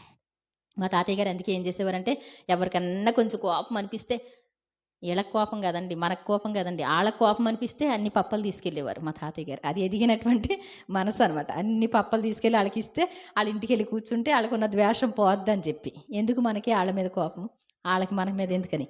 కాబట్టి నిజంగా తర్వాత చదువు నాన్న. మనలో జారత్వమే కానీ, జారత్వం అంటే ఏంటో తెలుసా? పెళ్లి కాని వారు చేసేటువంటి పాపాన్ని పదే పదే చెప్తా ఉంటాను నేను. పెళ్లి కాని వారు ఏంటి, పెళ్ళి అయ్యే వరకు కొనసాగిస్తూ ఉంటారు, పెళ్ళి అయినా సైడు కొనసాగిస్తారు. ఇది పక్కా నేను చెప్తున్నాను, ఎందుకు అంటే జన సమూహంలో చూస్తున్నాం కాబట్టి. పెళ్ళైనా కొనసాగిస్తున్నారా? చచ్చిపోయే వరకంట. ఏమంట ఏంటంటండి, చనిపోయే వరకంట కొంతమంది. అసలు వాళ్ళ మాటలే మారో, వాళ్ళ చూపులే మారో, వాళ్ళ చేతలే మారో. ఏమండి, దేవుడు ప్రేమ గలవాడు కదా, కొంచెం కోపం వస్తుంది మనకైతే. ఏమండి, మనలో జారత్వమే కానీ, అపవిత్రతయే కానీ, లోభత్వమే కానీ ఏమి ఎత్తకూడదు అంటండి, జారత్వం మాట ఎత్తకూడదు. ఏమండి, తర్వాత అపవిత్రమైనటువంటి మాటలు. వాళ్ళు ఏమండి, ఈ వ్యభిచారం అనేటువంటి మాట కామన్ అయిపోయింది అందరికీ. వాళ్ళు తిరుగుతున్నారండి, వీళ్ళు చేస్తున్నారండి, వీళ్ళు వెళ్ళొస్తున్నారండి అనేటువంటి మాట ఏమైపోయింది, కామన్గా మారిపోయింది. ఎత్తకూడదంట, మాట్లాడకూడదంట. చేయొచ్చండి మరి. ఏమండి, చాలా జాగ్రత్త. దేవుని కోసం నిలబడినటువంటి మనం అట్లాంటి మాటలు మాట్లాడడం మనలో ఉన్న దేవునికి ఇష్టం ఉండదు అనమాట అండి. ఇష్టం ఉండదు, ఆయన వినలేడు.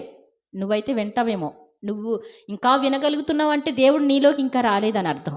ఆయన ఉంటే ఏమంటావు, నాకు వద్దులే అంటావు, ఆ మాటలు నాకు వద్దని చెప్తావు. లేకపోతే ఏమంటారండి, అయ్యే మాటలు, ఒకళ్ళదైన తర్వాత ఒకళ్ళదైన తర్వాత ఒకళ్ళది వింటారు. ఎందుకండి అవన్నీ వింటాం? అందుకే అన్నారు పెద్దలు, ఏమన్నారు, చేసిన వారికంటే చెప్పుకున్న వాడిది ఎక్కువ పాపం అంటండి. బాగా చెప్పారు కదా. మనం చెప్పుకోకూడదంటండి. చెప్పుకుంటే ఇంకొకళ్ళతో చెప్తాం.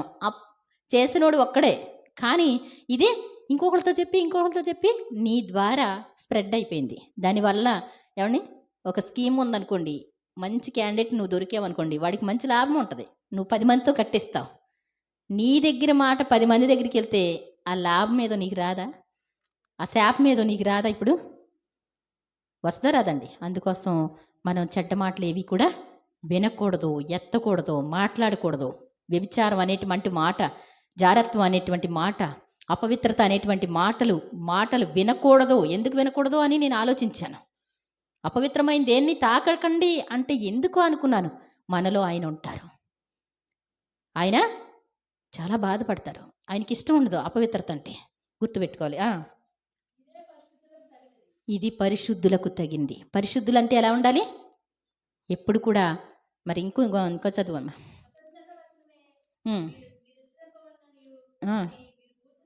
ఇక్కడ చూడండి, కృతజ్ఞతావచనం మాత్రమే మీరు ఉచ్చరింపవలెను. కృతజ్ఞతావచనం మాత్రం అంటే ఏంటండి? థ్యాంక్స్ చెప్తాం కదా, టీ ఇస్తే థ్యాంక్స్ అని చెప్తాం. మరి ప్రతిరోజు అన్నీ తింటున్నాం కదా, మంచి ఆరోగ్యం ఇస్తున్నాడు కదా దేవుడు, ఇన్ని అనుభవిస్తున్నాం కదా, ఎప్పుడు కృతజ్ఞత కలిగి ఉండాలంట. మనుషులకి కృతజ్ఞత కలిగి ఉండాలి, దేవునికి కూడా కృతజ్ఞత కలిగి ఉండాలి. పరిశుద్ధులంటే కృతజ్ఞత కలిగినటువంటి వారిగా ఉంటారు. మీరేం చేస్తారంట, బూతులు మాట్లాడతాం, చాలామందికి ఇష్టం ఉంటుంది కదా ఏమండి. ఇంకా అప్పుడప్పుడు కొంతమందికి బూతు మాటలు అలవాటు అయిపోయిందండి అంటారు కదా. బూతులు మాట్లాడితే దేవుడు నీలో ఉండలేడు. ఇష్టమేనండి? దేవుడు ఉండడం ఇష్టమా, బూతులు మాట్లాడడం ఇష్టమా? ఏమండి, కొంతమందికి ఏంటి, ఊత పదాలు. బిజినెస్ మ్యాన్లం కదండి, పెద్ద తరహా వాళ్ళం కదండి, చాలా జాగ్రత్త. చూస్తూనే ఉంటారు, ప్రతి పదానికి కూడా ఆ దుర్భాష మాట్లాడితేనే కానీ వాళ్ళ మాట కొనసాగింపబడదు. అర్థమవుతుందండి? వాళ్ళకి ఏంటంతా ఊత పదం అంటే ఏంటో తెలుసా, ఇది ఉంటేనే కానీ అవతల మాట రాదు. ఏమండి, పాపం అర్థమవుతుందండి? అదనమాట. ఈ మీ నోట బూతులైనను పోకిరి మాటలు అంటే ఏంటండి? రకరకాలుగా మాట్లాడతారు, సిగ్గులేని మాటలు మాట్లాడతారు. అర్థమవుతుందండి? ఒకసారి ఒక అమ్మాయి వస్తే, ఒక పనికి వస్తే 10 నిమిషాలు నేను వెళ్ళలేకపోయాను, కానీ దేవుని వాక్యం ఇలా చెప్పాను, అంతే మారిపోయింది, విగ్రహాలు తీసేసింది, దేవుని సన్నిధికి వెళ్ళిపోయింది. ఏమండి, అసలు ఆ మాటలేంటి నాకు విచిత్రం అనిపించింది. పోకిరి మాటలు చాలా జాగ్రత్త. అయ్యో సరదా మాటలు మాట్లాడుతూ ఉంటారు. 10 మందితో పనికి వెళ్ళేటువంటి వాళ్ళు అయ్యే పాటలు వింటారు, అయ్యే మాటలు మాట్లాడతారు. చాలా జాగ్రత్త. నీ ఆత్మీయతని నువ్వు కాపాడుకో. సరసోక్తులు అంటే ఏంటండి? తెలుసు కదా లోకానికి. మాకు ఇంట్లో మాకు కరెక్ట్గానే అనుకుంటామండి. ఏ పదం మాట్లాడినా జోక్ అనుకోం మేము. సరసోక్తులు ఉండకూడదు, కరెక్ట్గానే మాట్లాడాలి మనం. మనం ఎలా మాట్లాడాలి? అవునంటే అవును, కాదంటే కాదు. అమ్మా ఇది ఇవ్వండి, అంతేగాని ప్రతిదానికి జోక్ చేసి మాట్లాడితేనే, అలా మాట్లాడితేనేనండి పని చేసినట్టు ఉండదండి. ఏంటంటండి సైతాన్ గాడు ఏం చేస్తారంట? టాపీ మేస్త్రులు ఏం చేస్తారు? ప్రతిదానికి జోక్ చేస్తూనే ఉంటారు పని వాళ్ళతో. ఏమండి హెల్పింగ్ వర్కర్స్తో ఏమంటారు? ప్రతీది జోకే.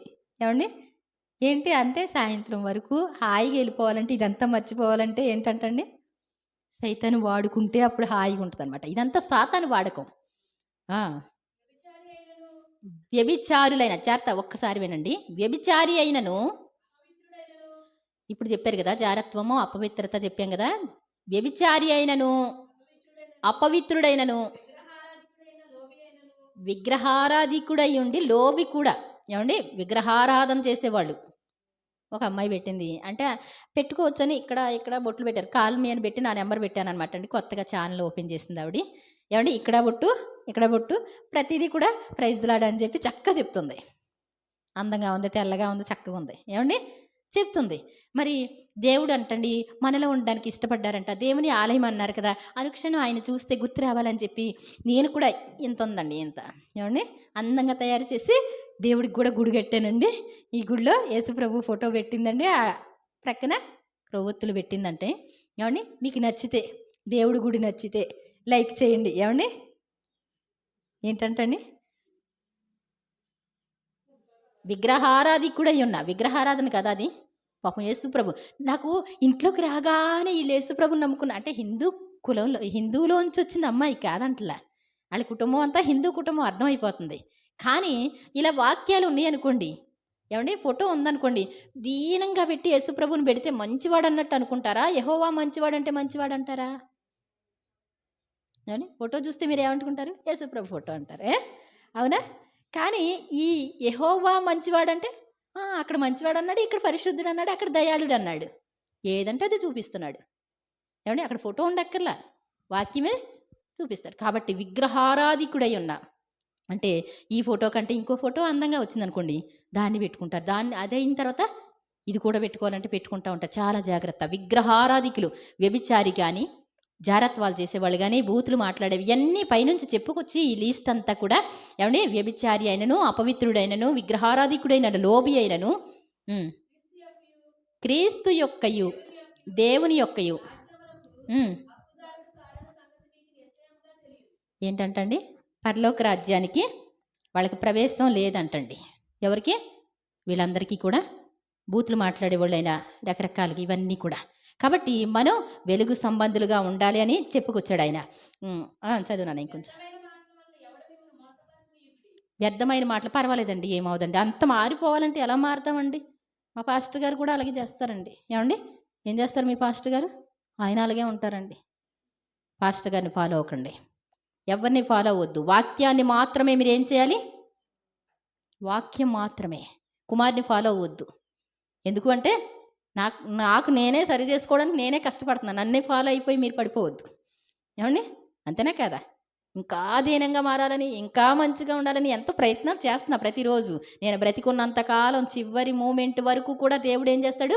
నన్ను సరి చేసుకుంటూ ఉంటాడు. మంచంలో ఉన్నప్పుడు కూడా సరి చేసుకుంటాడు. ఎన్ని సంవత్సరాలు బ్రతుకుతానో నాకు తెలియదు, కానీ అప్పటి వరకు సరి అవుతూనే ఉంటా. ఆయన పోలికలోకి మార్చబడతా ఉంటా. ఒక్కొక్క రోజు ఒక్కొక్కటి నేర్చుకుంటున్నాను.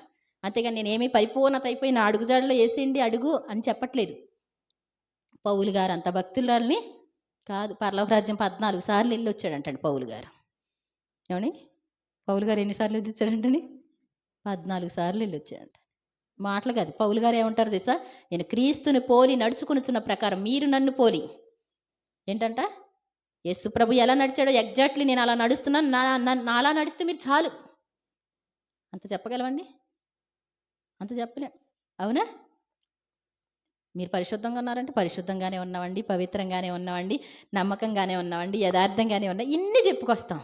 ఎన్ని చెప్పుకొచ్చినప్పటికి కూడా దేవుని ఎదుట ఇంకా భక్తి సరిపోదని, దేవుని ఎదుట ఇంకా మురికి గుడ్డలా ఉంటుందని అర్థమవుతుంది. కాబట్టి మనం చాలా జాగ్రత్త. ఏమాత్రం కూడా నిర్లక్ష్య వైఖరి ఉంటే గనక మనం దేవుని యొక్క రాజ్యానికి హక్కుదారులు కారు అనే సంగతి మనం తెలుసుకోవాలి.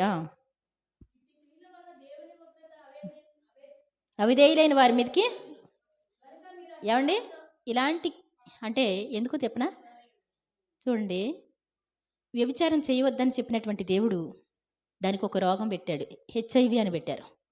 అవునా కదా? మత్సరము ఎముకలకు కుళ్ళు. ఏమండి మత్సరము అంటే ఏంటి? ఎదటి వాళ్ళ దాన్ని చూసి వాడికి ఎందుకు వచ్చిందిరా, ఎప్పుడు నాశనం అయిపోతాడా అనుకునే వాళ్ళకంటే బోన్ క్యాన్సర్ వస్తుంది అంటాడు. అర్థమవుతుందండి? ఏమండి ప్రతి దానికి ఒక్కొక్కటి అనమాట. ఎదటి వాళ్ళ మీద బాగా కోపం ఎక్కువైంది అనుకోండి, హై బీపీ వస్తే నరాలు బద్దలైపోతాయి. చాలా జాగ్రత్త. మీరు ఎప్పుడు నవ్వుతా సంతోషంగా, పోయితే పోయింది, ఏది పోయినా ఎలా ఉండాలి?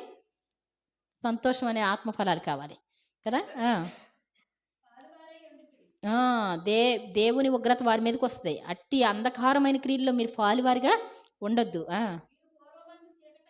మీరు పూర్వమందు చీకటి అయి ఉంటుంది. ఇప్పుడు చదివినటువంటి మాటలన్నీ చూస్తే అయంట దేనికి సంబంధించినవి?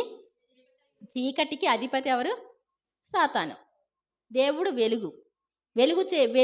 వెలుగులో నడిచే ప్రతి ఒక్కరు కూడా దేవుని ఎరిగిన వారు, దేవుని వల్ల పుట్టినవారు అంటాడు వెలుగు సంబంధులు. వెలుగు సంబంధులుగా ఉన్నామా లేదా ఒక్కసారి ప్రశ్న వేసుకుందాం. ఎదటివాడు వచ్చి మీరు క్రైస్తవులేమో, మీరు దేవుని నమ్ముకున్నారేమో, ఏమండి మీరు ఎలా ఉంటారేంటి అని ప్రశ్నించక ముందే నువ్వేం చేయాలి? నీకు నువ్వు ప్రశ్న వేసుకోవచ్చు. ఎవరితోనన్నా మాట్లాడేటప్పుడు నీ కోపం వచ్చి ఊగిపోయేటప్పుడు కొంచెం 2 నిమిషాలు ఆగి ఏమనాలి? నువ్వు ఆత్మీయురాలివేనా కదా? ఎదటోళ్ళు అక్కర్లా నీకు. నీవు ప్రశ్నించుకుంటే, దేవుని ఆత్మ నీలో ఉండి ప్రశ్నిస్తే మాత్రం నువ్వు తప్పకుండా మారు మనసు పొందుతా. ఇప్పుడైతే ప్రభునందు వెలుగై ఉన్నారు. వెలుగు ఫలం అంటే అర్థం ఏంటి అంటే, వెలుగుతో ఉన్నవాళ్ళు, దేవుణ్ణి లోపల కలిగినటువంటి వాళ్ళు ఎలా ఉంటారంటే సమస్త విధములైనటువంటి మంచితనం. నువ్వు ఎందుట్లో చూసినా ఎలా ఉంటారండి? ఈ వ్యక్తి చాలా మంచివాడండి. ఏమండి ఒక అతను చాలా ఇంత బంగారం వేసుకొని ఫోటో పెట్టారు. ఏమండి ఆయన యూట్యూబ్లో పెట్టారు. పెడితే కింద చాలామంది కామెంట్ చేశారు. ఏమని? బీదలకు ఇచ్చుకోవచ్చుగా, అంత బంగారం ఎందుకు అవన్నీ. కొంతమంది పెట్టారు ఆయన చాలా మంచి వ్యక్తి, చాలామంది పేదల్ని పోషిస్తున్నాడు అని. దేవుని స్తోత్రం చెప్దాం. మంచి వ్యక్తి అంటే ఏంటి? చాలామందిని చంపివేస్తాడండి, చాలా మంచివాడు అన్నారండి ఎవరన్నా? ఏమండి చాలామంది పేదల్ని పోషిస్తున్నాడు అంటే, ఒక వ్యక్తి రోగంతో ఉంటే వాళ్ళకి ఒక 10,000 తీసుకెళ్ళి ఇచ్చారంటే ఏమంటారండి? నా కళ్ళలో నీళ్ళు తిరిగినాయన్నా, నువ్వెంత మంచివాడివన్నా అంటారా అనరా? ప్రతి సమస్త విధములైనటువంటి మంచితనం అనేటువంటిది ఎవరిలో ఉంది? వాళ్ళు దేవుణ్ణి నమ్ముకోలేదండి, వాళ్ళు ఎలా చేస్తున్నారు అంటారా మీరు? వాళ్ళలో ఉన్న ఆత్మ ఎవరిది? నరుని ఆత్మ యెహోవా పెట్టిన దీపం. వాళ్ళు కూడా మంచి పనులు చేస్తారు, చేయకుండా మానరు. వాళ్ళలో దేవుని ఆత్మే ఉంది, కానీ ఇంకా పరిపూర్ణతలోకి రాలేదంతే. కొన్ని మంచి పనులు చేస్తూ ఉంటారు. సమస్త విధములైనటువంటి మంచితనము, నీతి సత్యమను వాటిలో ఏమండి సమస్త విధములైన మంచితనము, నీతి అంటే ఏంటండి? నీతి మరణం నుంచి రక్షిస్తుందంట. నీకు ఏ జబ్బు వచ్చినా ఏదొచ్చినా శోధనలోంచి భక్తులను శోధనలోంచి తప్పించడానికి ప్రభు సమర్థుడు అంటాడు. నీతి మరణం నుంచి రక్షించును. ఏది రక్షిస్తుంది? దేవుని యందు భయభక్తులు కలిగి లంచము తీసుకోనని వాడు బ్రతుకును అంటాడు. అంటే నీతి అనమాట అండి. కాబట్టి సమస్త విధములైన మంచితనంతో మనం ఉండాలి. అది వెలుగు ఫలాలు. దేవుడు మనలో ఉంటే అలాంటి ఫలితాలు మనకు ఉంటాయి అనమాట.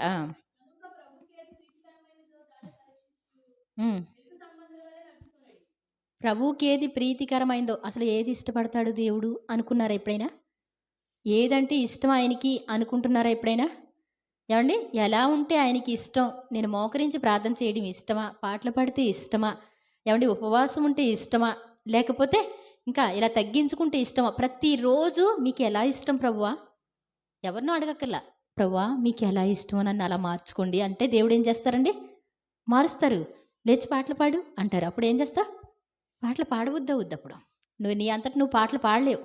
నీ అంతట నువ్వు బైబిల్ చదవలేవు.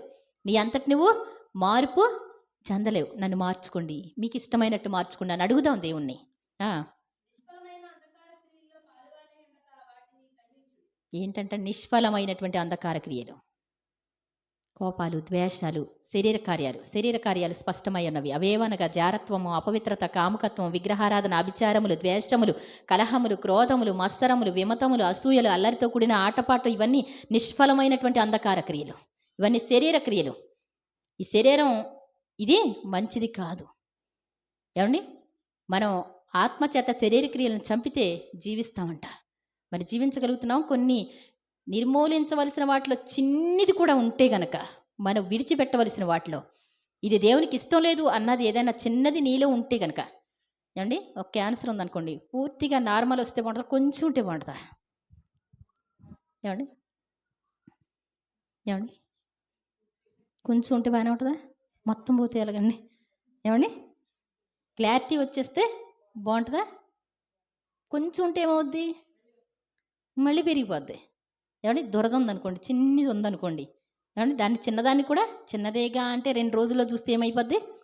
పెద్దది అయిపోద్ది. అలాగే ఆత్మీయతను కూడా జాగ్రత్తగా చూసుకోవాలి. ఉమ్, ఉమ్. రాత్రి చేసే పనుల కోసం మాట్లాడతారంటండి చాలామంది. వాళ్ళు సిగ్గులేని వారని ఉంది దేవుని వాక్యం. ఏమండి, చాలామంది చాలా చిరాగ్గా మాట్లాడుతూ ఉంటారు. మనకైతే ఆ మాటలు దేవుని కృపను బట్టి మన పరిధిలో వినబడవు. దేవుని స్తోత్రం చెప్దాం. అలాంటి స్నేహాలు కానీ, అలాంటి వ్యక్తులు కానీ, అవిశ్వాసులకి విశ్వాసులకి పొత్తు ఎక్కడిది అంటాడు. అవిశ్వాసులతో ఎలా ఉండకూడదు? జోడుగా ఉండొద్దు. వెలుగుకి చీకటికి సంబంధం లేదంటండి. సాతానికి మరి దేవునికి బెలియాలతో సంబంధం ఏంటి? దేవునికి దెయ్యాలకి సంబంధం అండి? ఏమండి, దేవుని సేవ చేస్తున్నానని చెప్పి, ఏమండి, మీ వలన ఏదో ఒకటి ఆశించి నేను చేస్తున్నాను అనుకోండి, సాతానుకి ఏదో ఒక రకమైన పాపంలో లోబడి జీవిస్తున్నాను అనుకోండి, మరి దేవుడు ఉంటాడు ఇక్కడ? ఉంటాడండి? వచ్చి మీరు ఆరాధన చేసుకుంటూ ఉంటే? ఏమండి, చాలా జాగ్రత్త. మనకి దేవునికి సాతానికి సంబంధం లేదు. మనకి ఒక మామూలు వ్యక్తికి సంబంధం. నువ్వు వాళ్ళతో పోల్చుకోకు ఏ విషయంలో కూడా.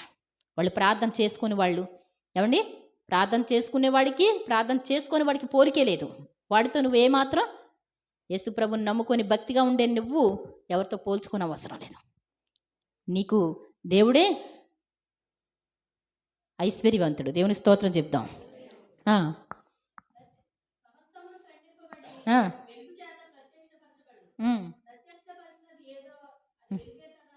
చూడండి, ప్రత్యక్షంగా ఇప్పుడు అన్నీ కనబడుతున్నాయి.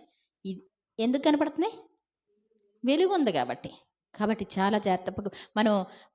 మనం చేసే పనులు, సీక్రెట్ పనులు ఏమి ఉండకూడదు.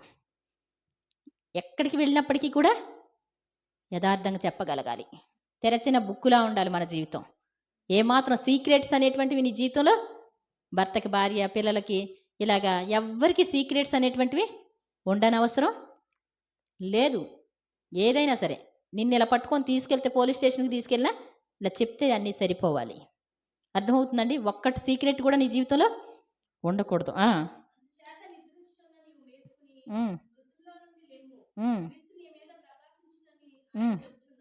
చాలా అలాగేనండి. ఒకసారి ఒక చిన్న మొక్క చెప్పేసి అయిపోయిందండి. మరి మీరు అంటే వెళ్ళిపోయింది చాలా. ఒకసారి మొదటి యోహాను పత్రిక 1:7 ఒకసారి, యేసు ప్రభువా నీ రక్తంతో మమ్మల్ని కడగండి అని ప్రార్థన చేస్తాం కదండి. చేస్తారా అందరూ? ఆయన రక్తంతో కడుగుతారని నమ్మకం ఉంటుందా?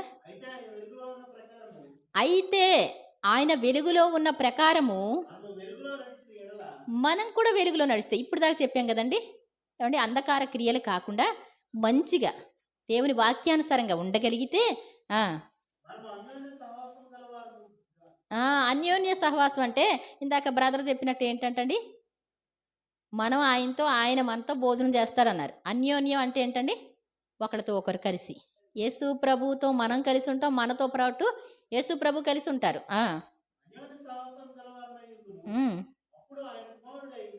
ఏంటంటండి?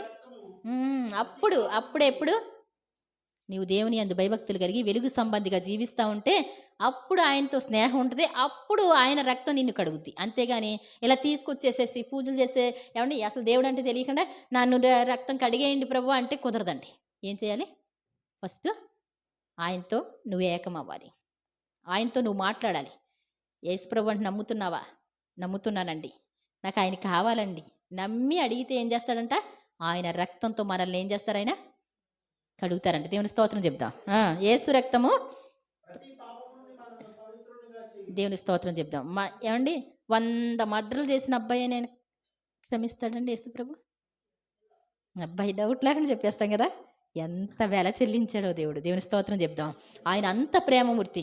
ఏమోనండి తగ్గుద్దో లేదో అండి అంటారండి. దేవుడు ఎంతో. అలాగే ఒకసారి 1 యోహాను పత్రిక అండి, పత్రిక అదే పత్రిక 2వ అధ్యాయము 8వ వచనం. 1 యోహాను పత్రిక 2వ అధ్యాయం. ఆ, ఉమ్, ఉమ్, ఉమ్, ఉమ్, ఉమ్. ఏంటంటండి? వెలుగులో ఉన్నానని చెప్పుకొనుచు అంటే అర్థం ఏంటి అంటే యేసు ప్రభుని కలిగాను, నమ్ముకున్నాను అని చెప్పుకొనుచు. ఏంటంటండి ద్వేషించడం అంటే ఏంటండి? చెప్పాలి నిర్వచనం. ద్వేషించడానికి నిర్వచనం చెప్పాలి. అసహించుకో అక్కర్లా. ఏమండి? ఒకవేళ చిన్న మైనస్ పాయింట్ నాలో ఉంది బాబీ అంటే, వాక్యం చెప్పనా చిన్నమ్మ అంటే ఇప్పుడు వద్దు బాబీ. ఏమండి? అసహించేసుకో అక్కర్లా. ఏమంటా? ఇప్పుడు వద్దు బాబీ. మనస్సులో నా మనసులో ఉంటే ఇప్పుడు వద్దులే చిన్నమ్మ మీరు చెప్పేయండి అన్నాడు, ఫ్రీ. ఏమండి? పర్లేదులే బాబీ తర్వాత ఎప్పుడన్నా చెప్పింది కానీ ఫ్రీ. ఏమండి? భేదాభిప్రాయం ఉంటే ఎలా ఉంటుందండి? ఎలా ఉంటుంది? ఏమండి? ఒక్క పాట పాడటానికి అవకాశం ఏమి లేదు, దించేశారు. భేదాభిప్రాయం లేని చోట ఏమీ ఉండదు కదా. కాబట్టి తన సహోదరిని ద్వేషించడం అంటే ఏంటి అంటే మనసులో చిన్ని అభ్యంతరం, ఎంతో కాదు అది. ఫ్రీగా మాట్లాడలేవు, ఫ్రీగా నవ్వలేవు, ఫ్రీగా ఉండలేవు. ఏమండి? ఏదైనా చేయమంటే ఏం చేయలేవు, ఎదురుపడి ఏది కూడా చేయలేవు. అదే కొంచెం ద్వేషించడం అంటే. అవునా కదా? చీకట్లా అంటే ఏంటి? ఇప్పటి వరకు అంటే ఎప్పటి వరకు? ఇప్పటి వరకు కూడా ఉంటే ఎలా ఉన్నట్టంటండి? చీకటి అంటే ఏంటి? పాపం అంటే ఏంటి? దేవుడు కాదు, దుష్టుడు. గుర్తుపెట్టుకుందాం. మనం ఏం చేయకూడదు?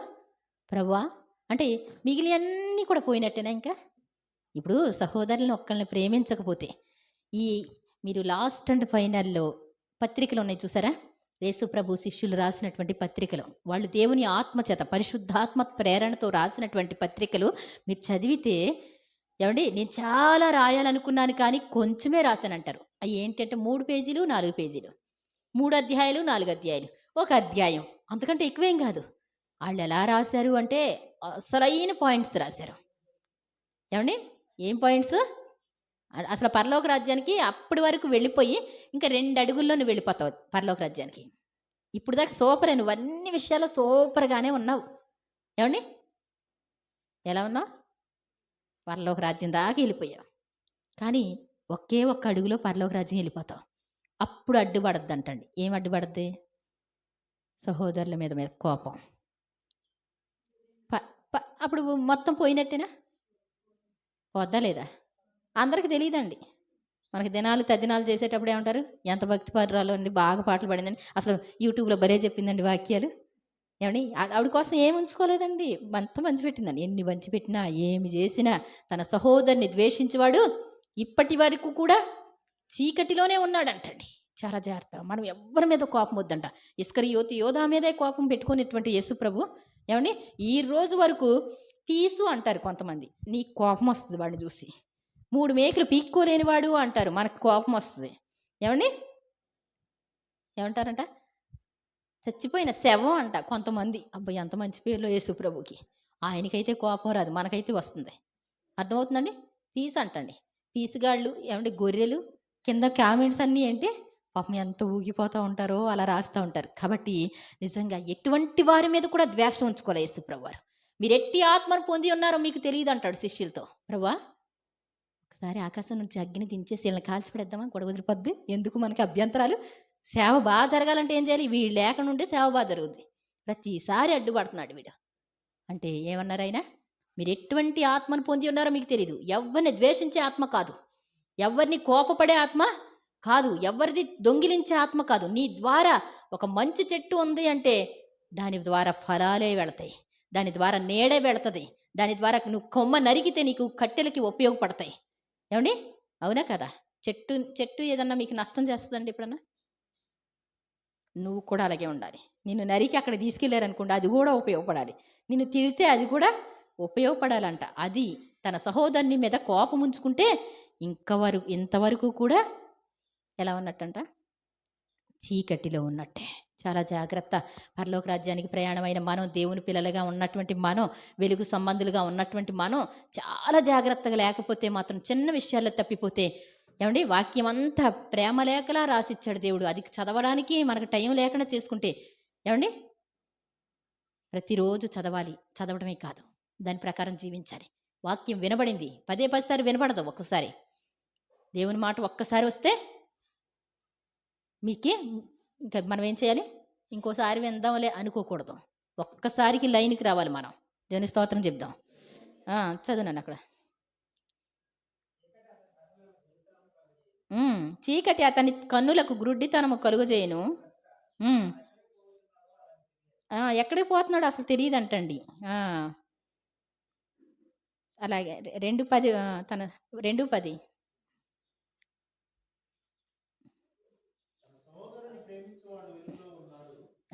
నువ్వు 99 మందిని ప్రేమించగలవు. ఏమండి ఒక్కళ్ళని ద్వేషిస్తావు. 1,00,000 మందిని ప్రేమించగలవు, 2 ద్వేషిస్తావు. 1,00,00,000 మందిని ప్రేమించగలవు, 3 ద్వేషిస్తావు. ఏంటంటండి, కానీ ఈ పదానికి నువ్వు సరిపోతావా? ద్వేషించే పదం నీలో ఉండకూడదు. తన సహోదరుని ప్రేమించువాడు వెలుగులో ఉన్నవాడు. ఏమండి 1,2 సరిపోదండి, ప్రతి ఒక్కరిని కూడా మనం ప్రేమించాలి. అర్థమవుతుందా? కాబట్టి మనం ఎలా ఉండాలండి, ఒకసారి అంటే వేరే అని కాదు. కుమారి ఎప్పుడు ఇలాగే చెప్పుద్ది, ఏమండి వేరే అని కాదు, మనల్ని దేవుడు ప్రేమించి మాట్లాడే మాట. మీకు ఆశీర్వాదాలు వస్తాయి, దీవెనలు వస్తాయి. అందరికంటే బాగా చెప్పడం, కొటేషన్ ఎత్తుకొని చెప్పొచ్చు. కానీ దేవుడు ఏం చేస్తారంటే, మాకు ఎలా ఉంటుందంటే, మా అంతటా మేము చెప్పాలనుకో, ఇలా మైండ్లోకి ఇలా ఇస్తారు, చెప్పడమే. అంతేనా కాదా? మీరు వచ్చి చెప్తారా వాక్యం అంటే, బాబు ఇప్పుడు నువ్వు చెప్తావా, ఏం చెప్తావు, ఏమో అనిపిస్తుంది. అంతేనా కదా? ఇప్పుడు చెప్పు బాబు అంటే ఏమో అక్క అంటారు. ఏమండి మాకు చెప్పే వాళ్ళకి ఒక పాయింట్ తీసుకొచ్చి అలా మైండ్లో పడేస్తారు. అర్థమవుతుందా? ఎవరికి కావాల్సింది. కాబట్టి ఇప్పుడు మీరు ఉన్నారనుకోండి, మరి ఇలా చూసి జక్కయ్య త్వరగా దిగు అంటే సంతోషపడ్డాడు. మీకే వాక్యం వస్తే సంతోషపడతారా, బాధపడతారా? ఏమండి జక్కయ్యని సూటిగా చూసి ఆశీర్వాదం ఇచ్చాడు. ఇప్పుడు మిమ్మల్నే సూటిగా చూసి గట్టిగా మాట్లాడాడు అనుకోండి, మీరు సంతోషపడతారా, బాధపడతారా? దేవుని స్తోత్రం చెప్దాం. సంతోషమే ఉండాలి మనకి. మన సరిహద్దుల్లో ఏముండాలి, నీవు జీవించినంతకాలం పరలోకమే ఇక్కడ ఉన్నట్టు ఉండాలి. నీవెవరి మీద ద్వేషం ఉండకూడదు, ఎక్కడ అన్యాయం ఉండకూడదు. ఏది చూసినప్పటికి కూడా ఒక క్రైస్తవ లక్షణం అంటే అబ్బా సూపర్ అనాలి. కాబట్టి మనం పరలోక రాజ్యానికి వారసులుగా ఉండడానికి ఇష్టపడదాం. భయంకరమైనటువంటి నరకం, యుగయుగాలు ఆ మండే నరకం నుండి ఎవ్వరూ కూడా తప్పించలేరు, యేసు ప్రభు మాత్రమే తప్పిస్తారు. కానీ మనలో అవలక్షణాలు ఉంటాయి. ఇప్పుడు నేను అంత బాగానే ఉన్నాను అనుకో, ఒక్క కన్నే బాగాలేదండి, గుడ్డి కన్ను అనుకోండి, బాగుంటుందండి? ఏమండి అంతేనా కదా? ఒక సహోదరుని ద్వేషించడం అంటే అంతకంటే చాలా ఎక్కువే, మొత్తం పాడైపోయినట్టే బాడీ అంతా. గుడ్డి కన్నే కాదు, అవలక్షణాలు. క్రీస్తు యొక్క శరీరం ఇది. ఇందుట్లోగాన మరి మనం ఇష్టం వచ్చినట్టు ప్రవర్తిస్తూ ఉన్నాం అనుకోండి, ఒక చెయ్యి చచ్చుపడిపోయినట్టు, ఒక కాలు చచ్చుపడిపోయినట్టు, పారాలిసిస్ అనమాట. అవి రక్త ప్రసరణ అందదు వాటికి. అర్థమవుతుందండి? మనలో ఉన్న అవలక్షణాల ద్వారా దేవుణ్ణి గణపరచలేమండి. మనలో దేవుడు ఫ్రీగా ఉండలేడు. అన్ని అవయవాలు బాగా పనిచేయాలంటే అన్నిటికీ రక్త ప్రసరణ అందాలి. ఎక్కడన్నా పోటు వస్తుంది అనుకోండి, అర్థం ఏంటో తెలుసా? రక్త ప్రసరణ వెళ్ళట్లేదని అర్థం. అక్కడ ఏదో అభ్యంతరం ఉంది. దాన్ని ఏం చేసుకోవాలి, మనం తీసివేసుకోవాలి. కాబట్టి తప్పకుండా ప్రభువా మేమందరం కూడా నీలా ఉండాలి. ఎవరిలాగా? ప్రియులైన దేవుని పిల్లల్ని పిల్లల వలె దేవుని పోలి నడుచుకోవాలి. నీ పోలిక ఎవరిదిగా ఉండాలి?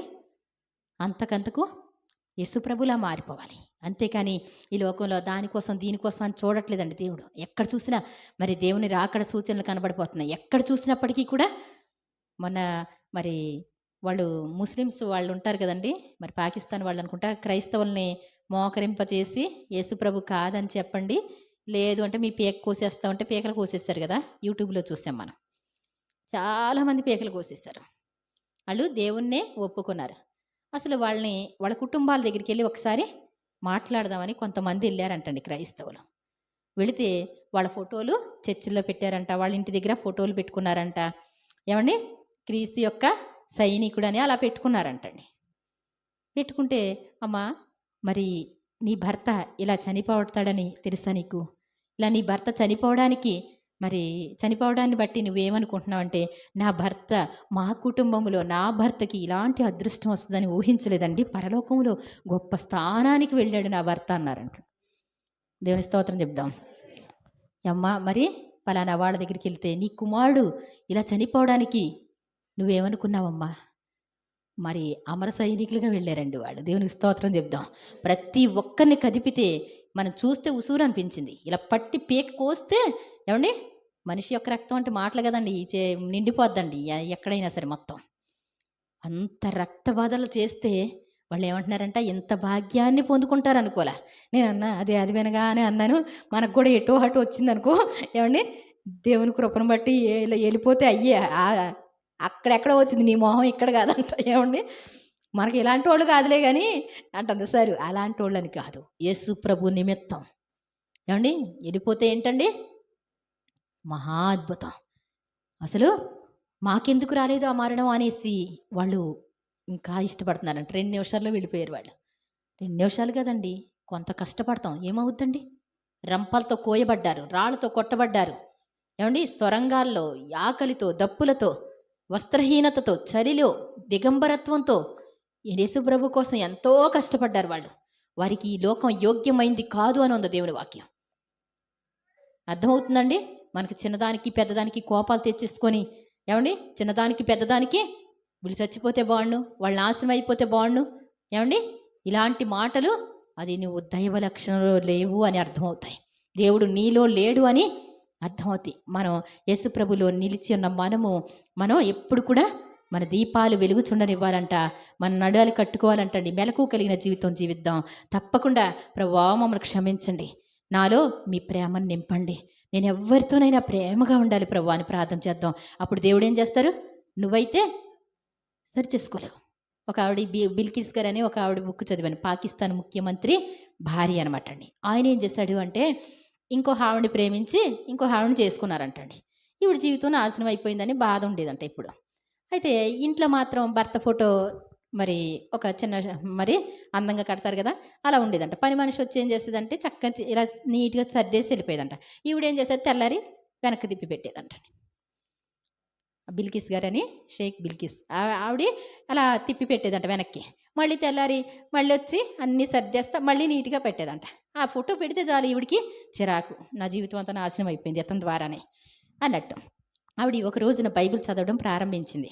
దేవుడు ఎలా అయితే పట్టుకున్నారు, బైబిల్ చదవడం ప్రారంభిస్తే చదువుతా ఉన్న తర్వాత ఈ వాక్యాలన్నీ చదివిన తర్వాత ఆవిడికి ఇలా ఇలా ఇలా ఆ ఫోటోని ఎప్పుడైతే తిప్పిందో ఆవిడలోంచి ఆయన వెళ్ళిపోయినట్టు అర్థమైందంటండి. ఆవిడకి అర్థమవుతూ ఉండేది, దేవుడు ఉన్నారో లేదో.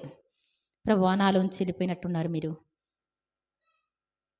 మీ ఆయన గారిని క్షమించు, నీ భర్తను క్షమించు అంటే, అస్సలు నేను ఎన్ని చేసినా కానీ ఆ భర్తను క్షమించలేను ప్రభు, నా జీవితం అంతా నాశనం అయిపోయింది అంటే, అయితే నేను వద్దులే అన్నాడు అంటండి ఆయన, నేను రాను అని.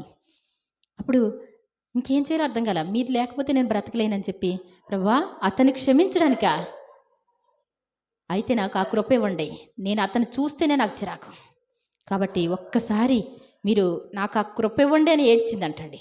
ఏడవగానే ఒక సంతోషం లోపలికి వచ్చింది. దేవుని స్తోత్రం చెప్దాం.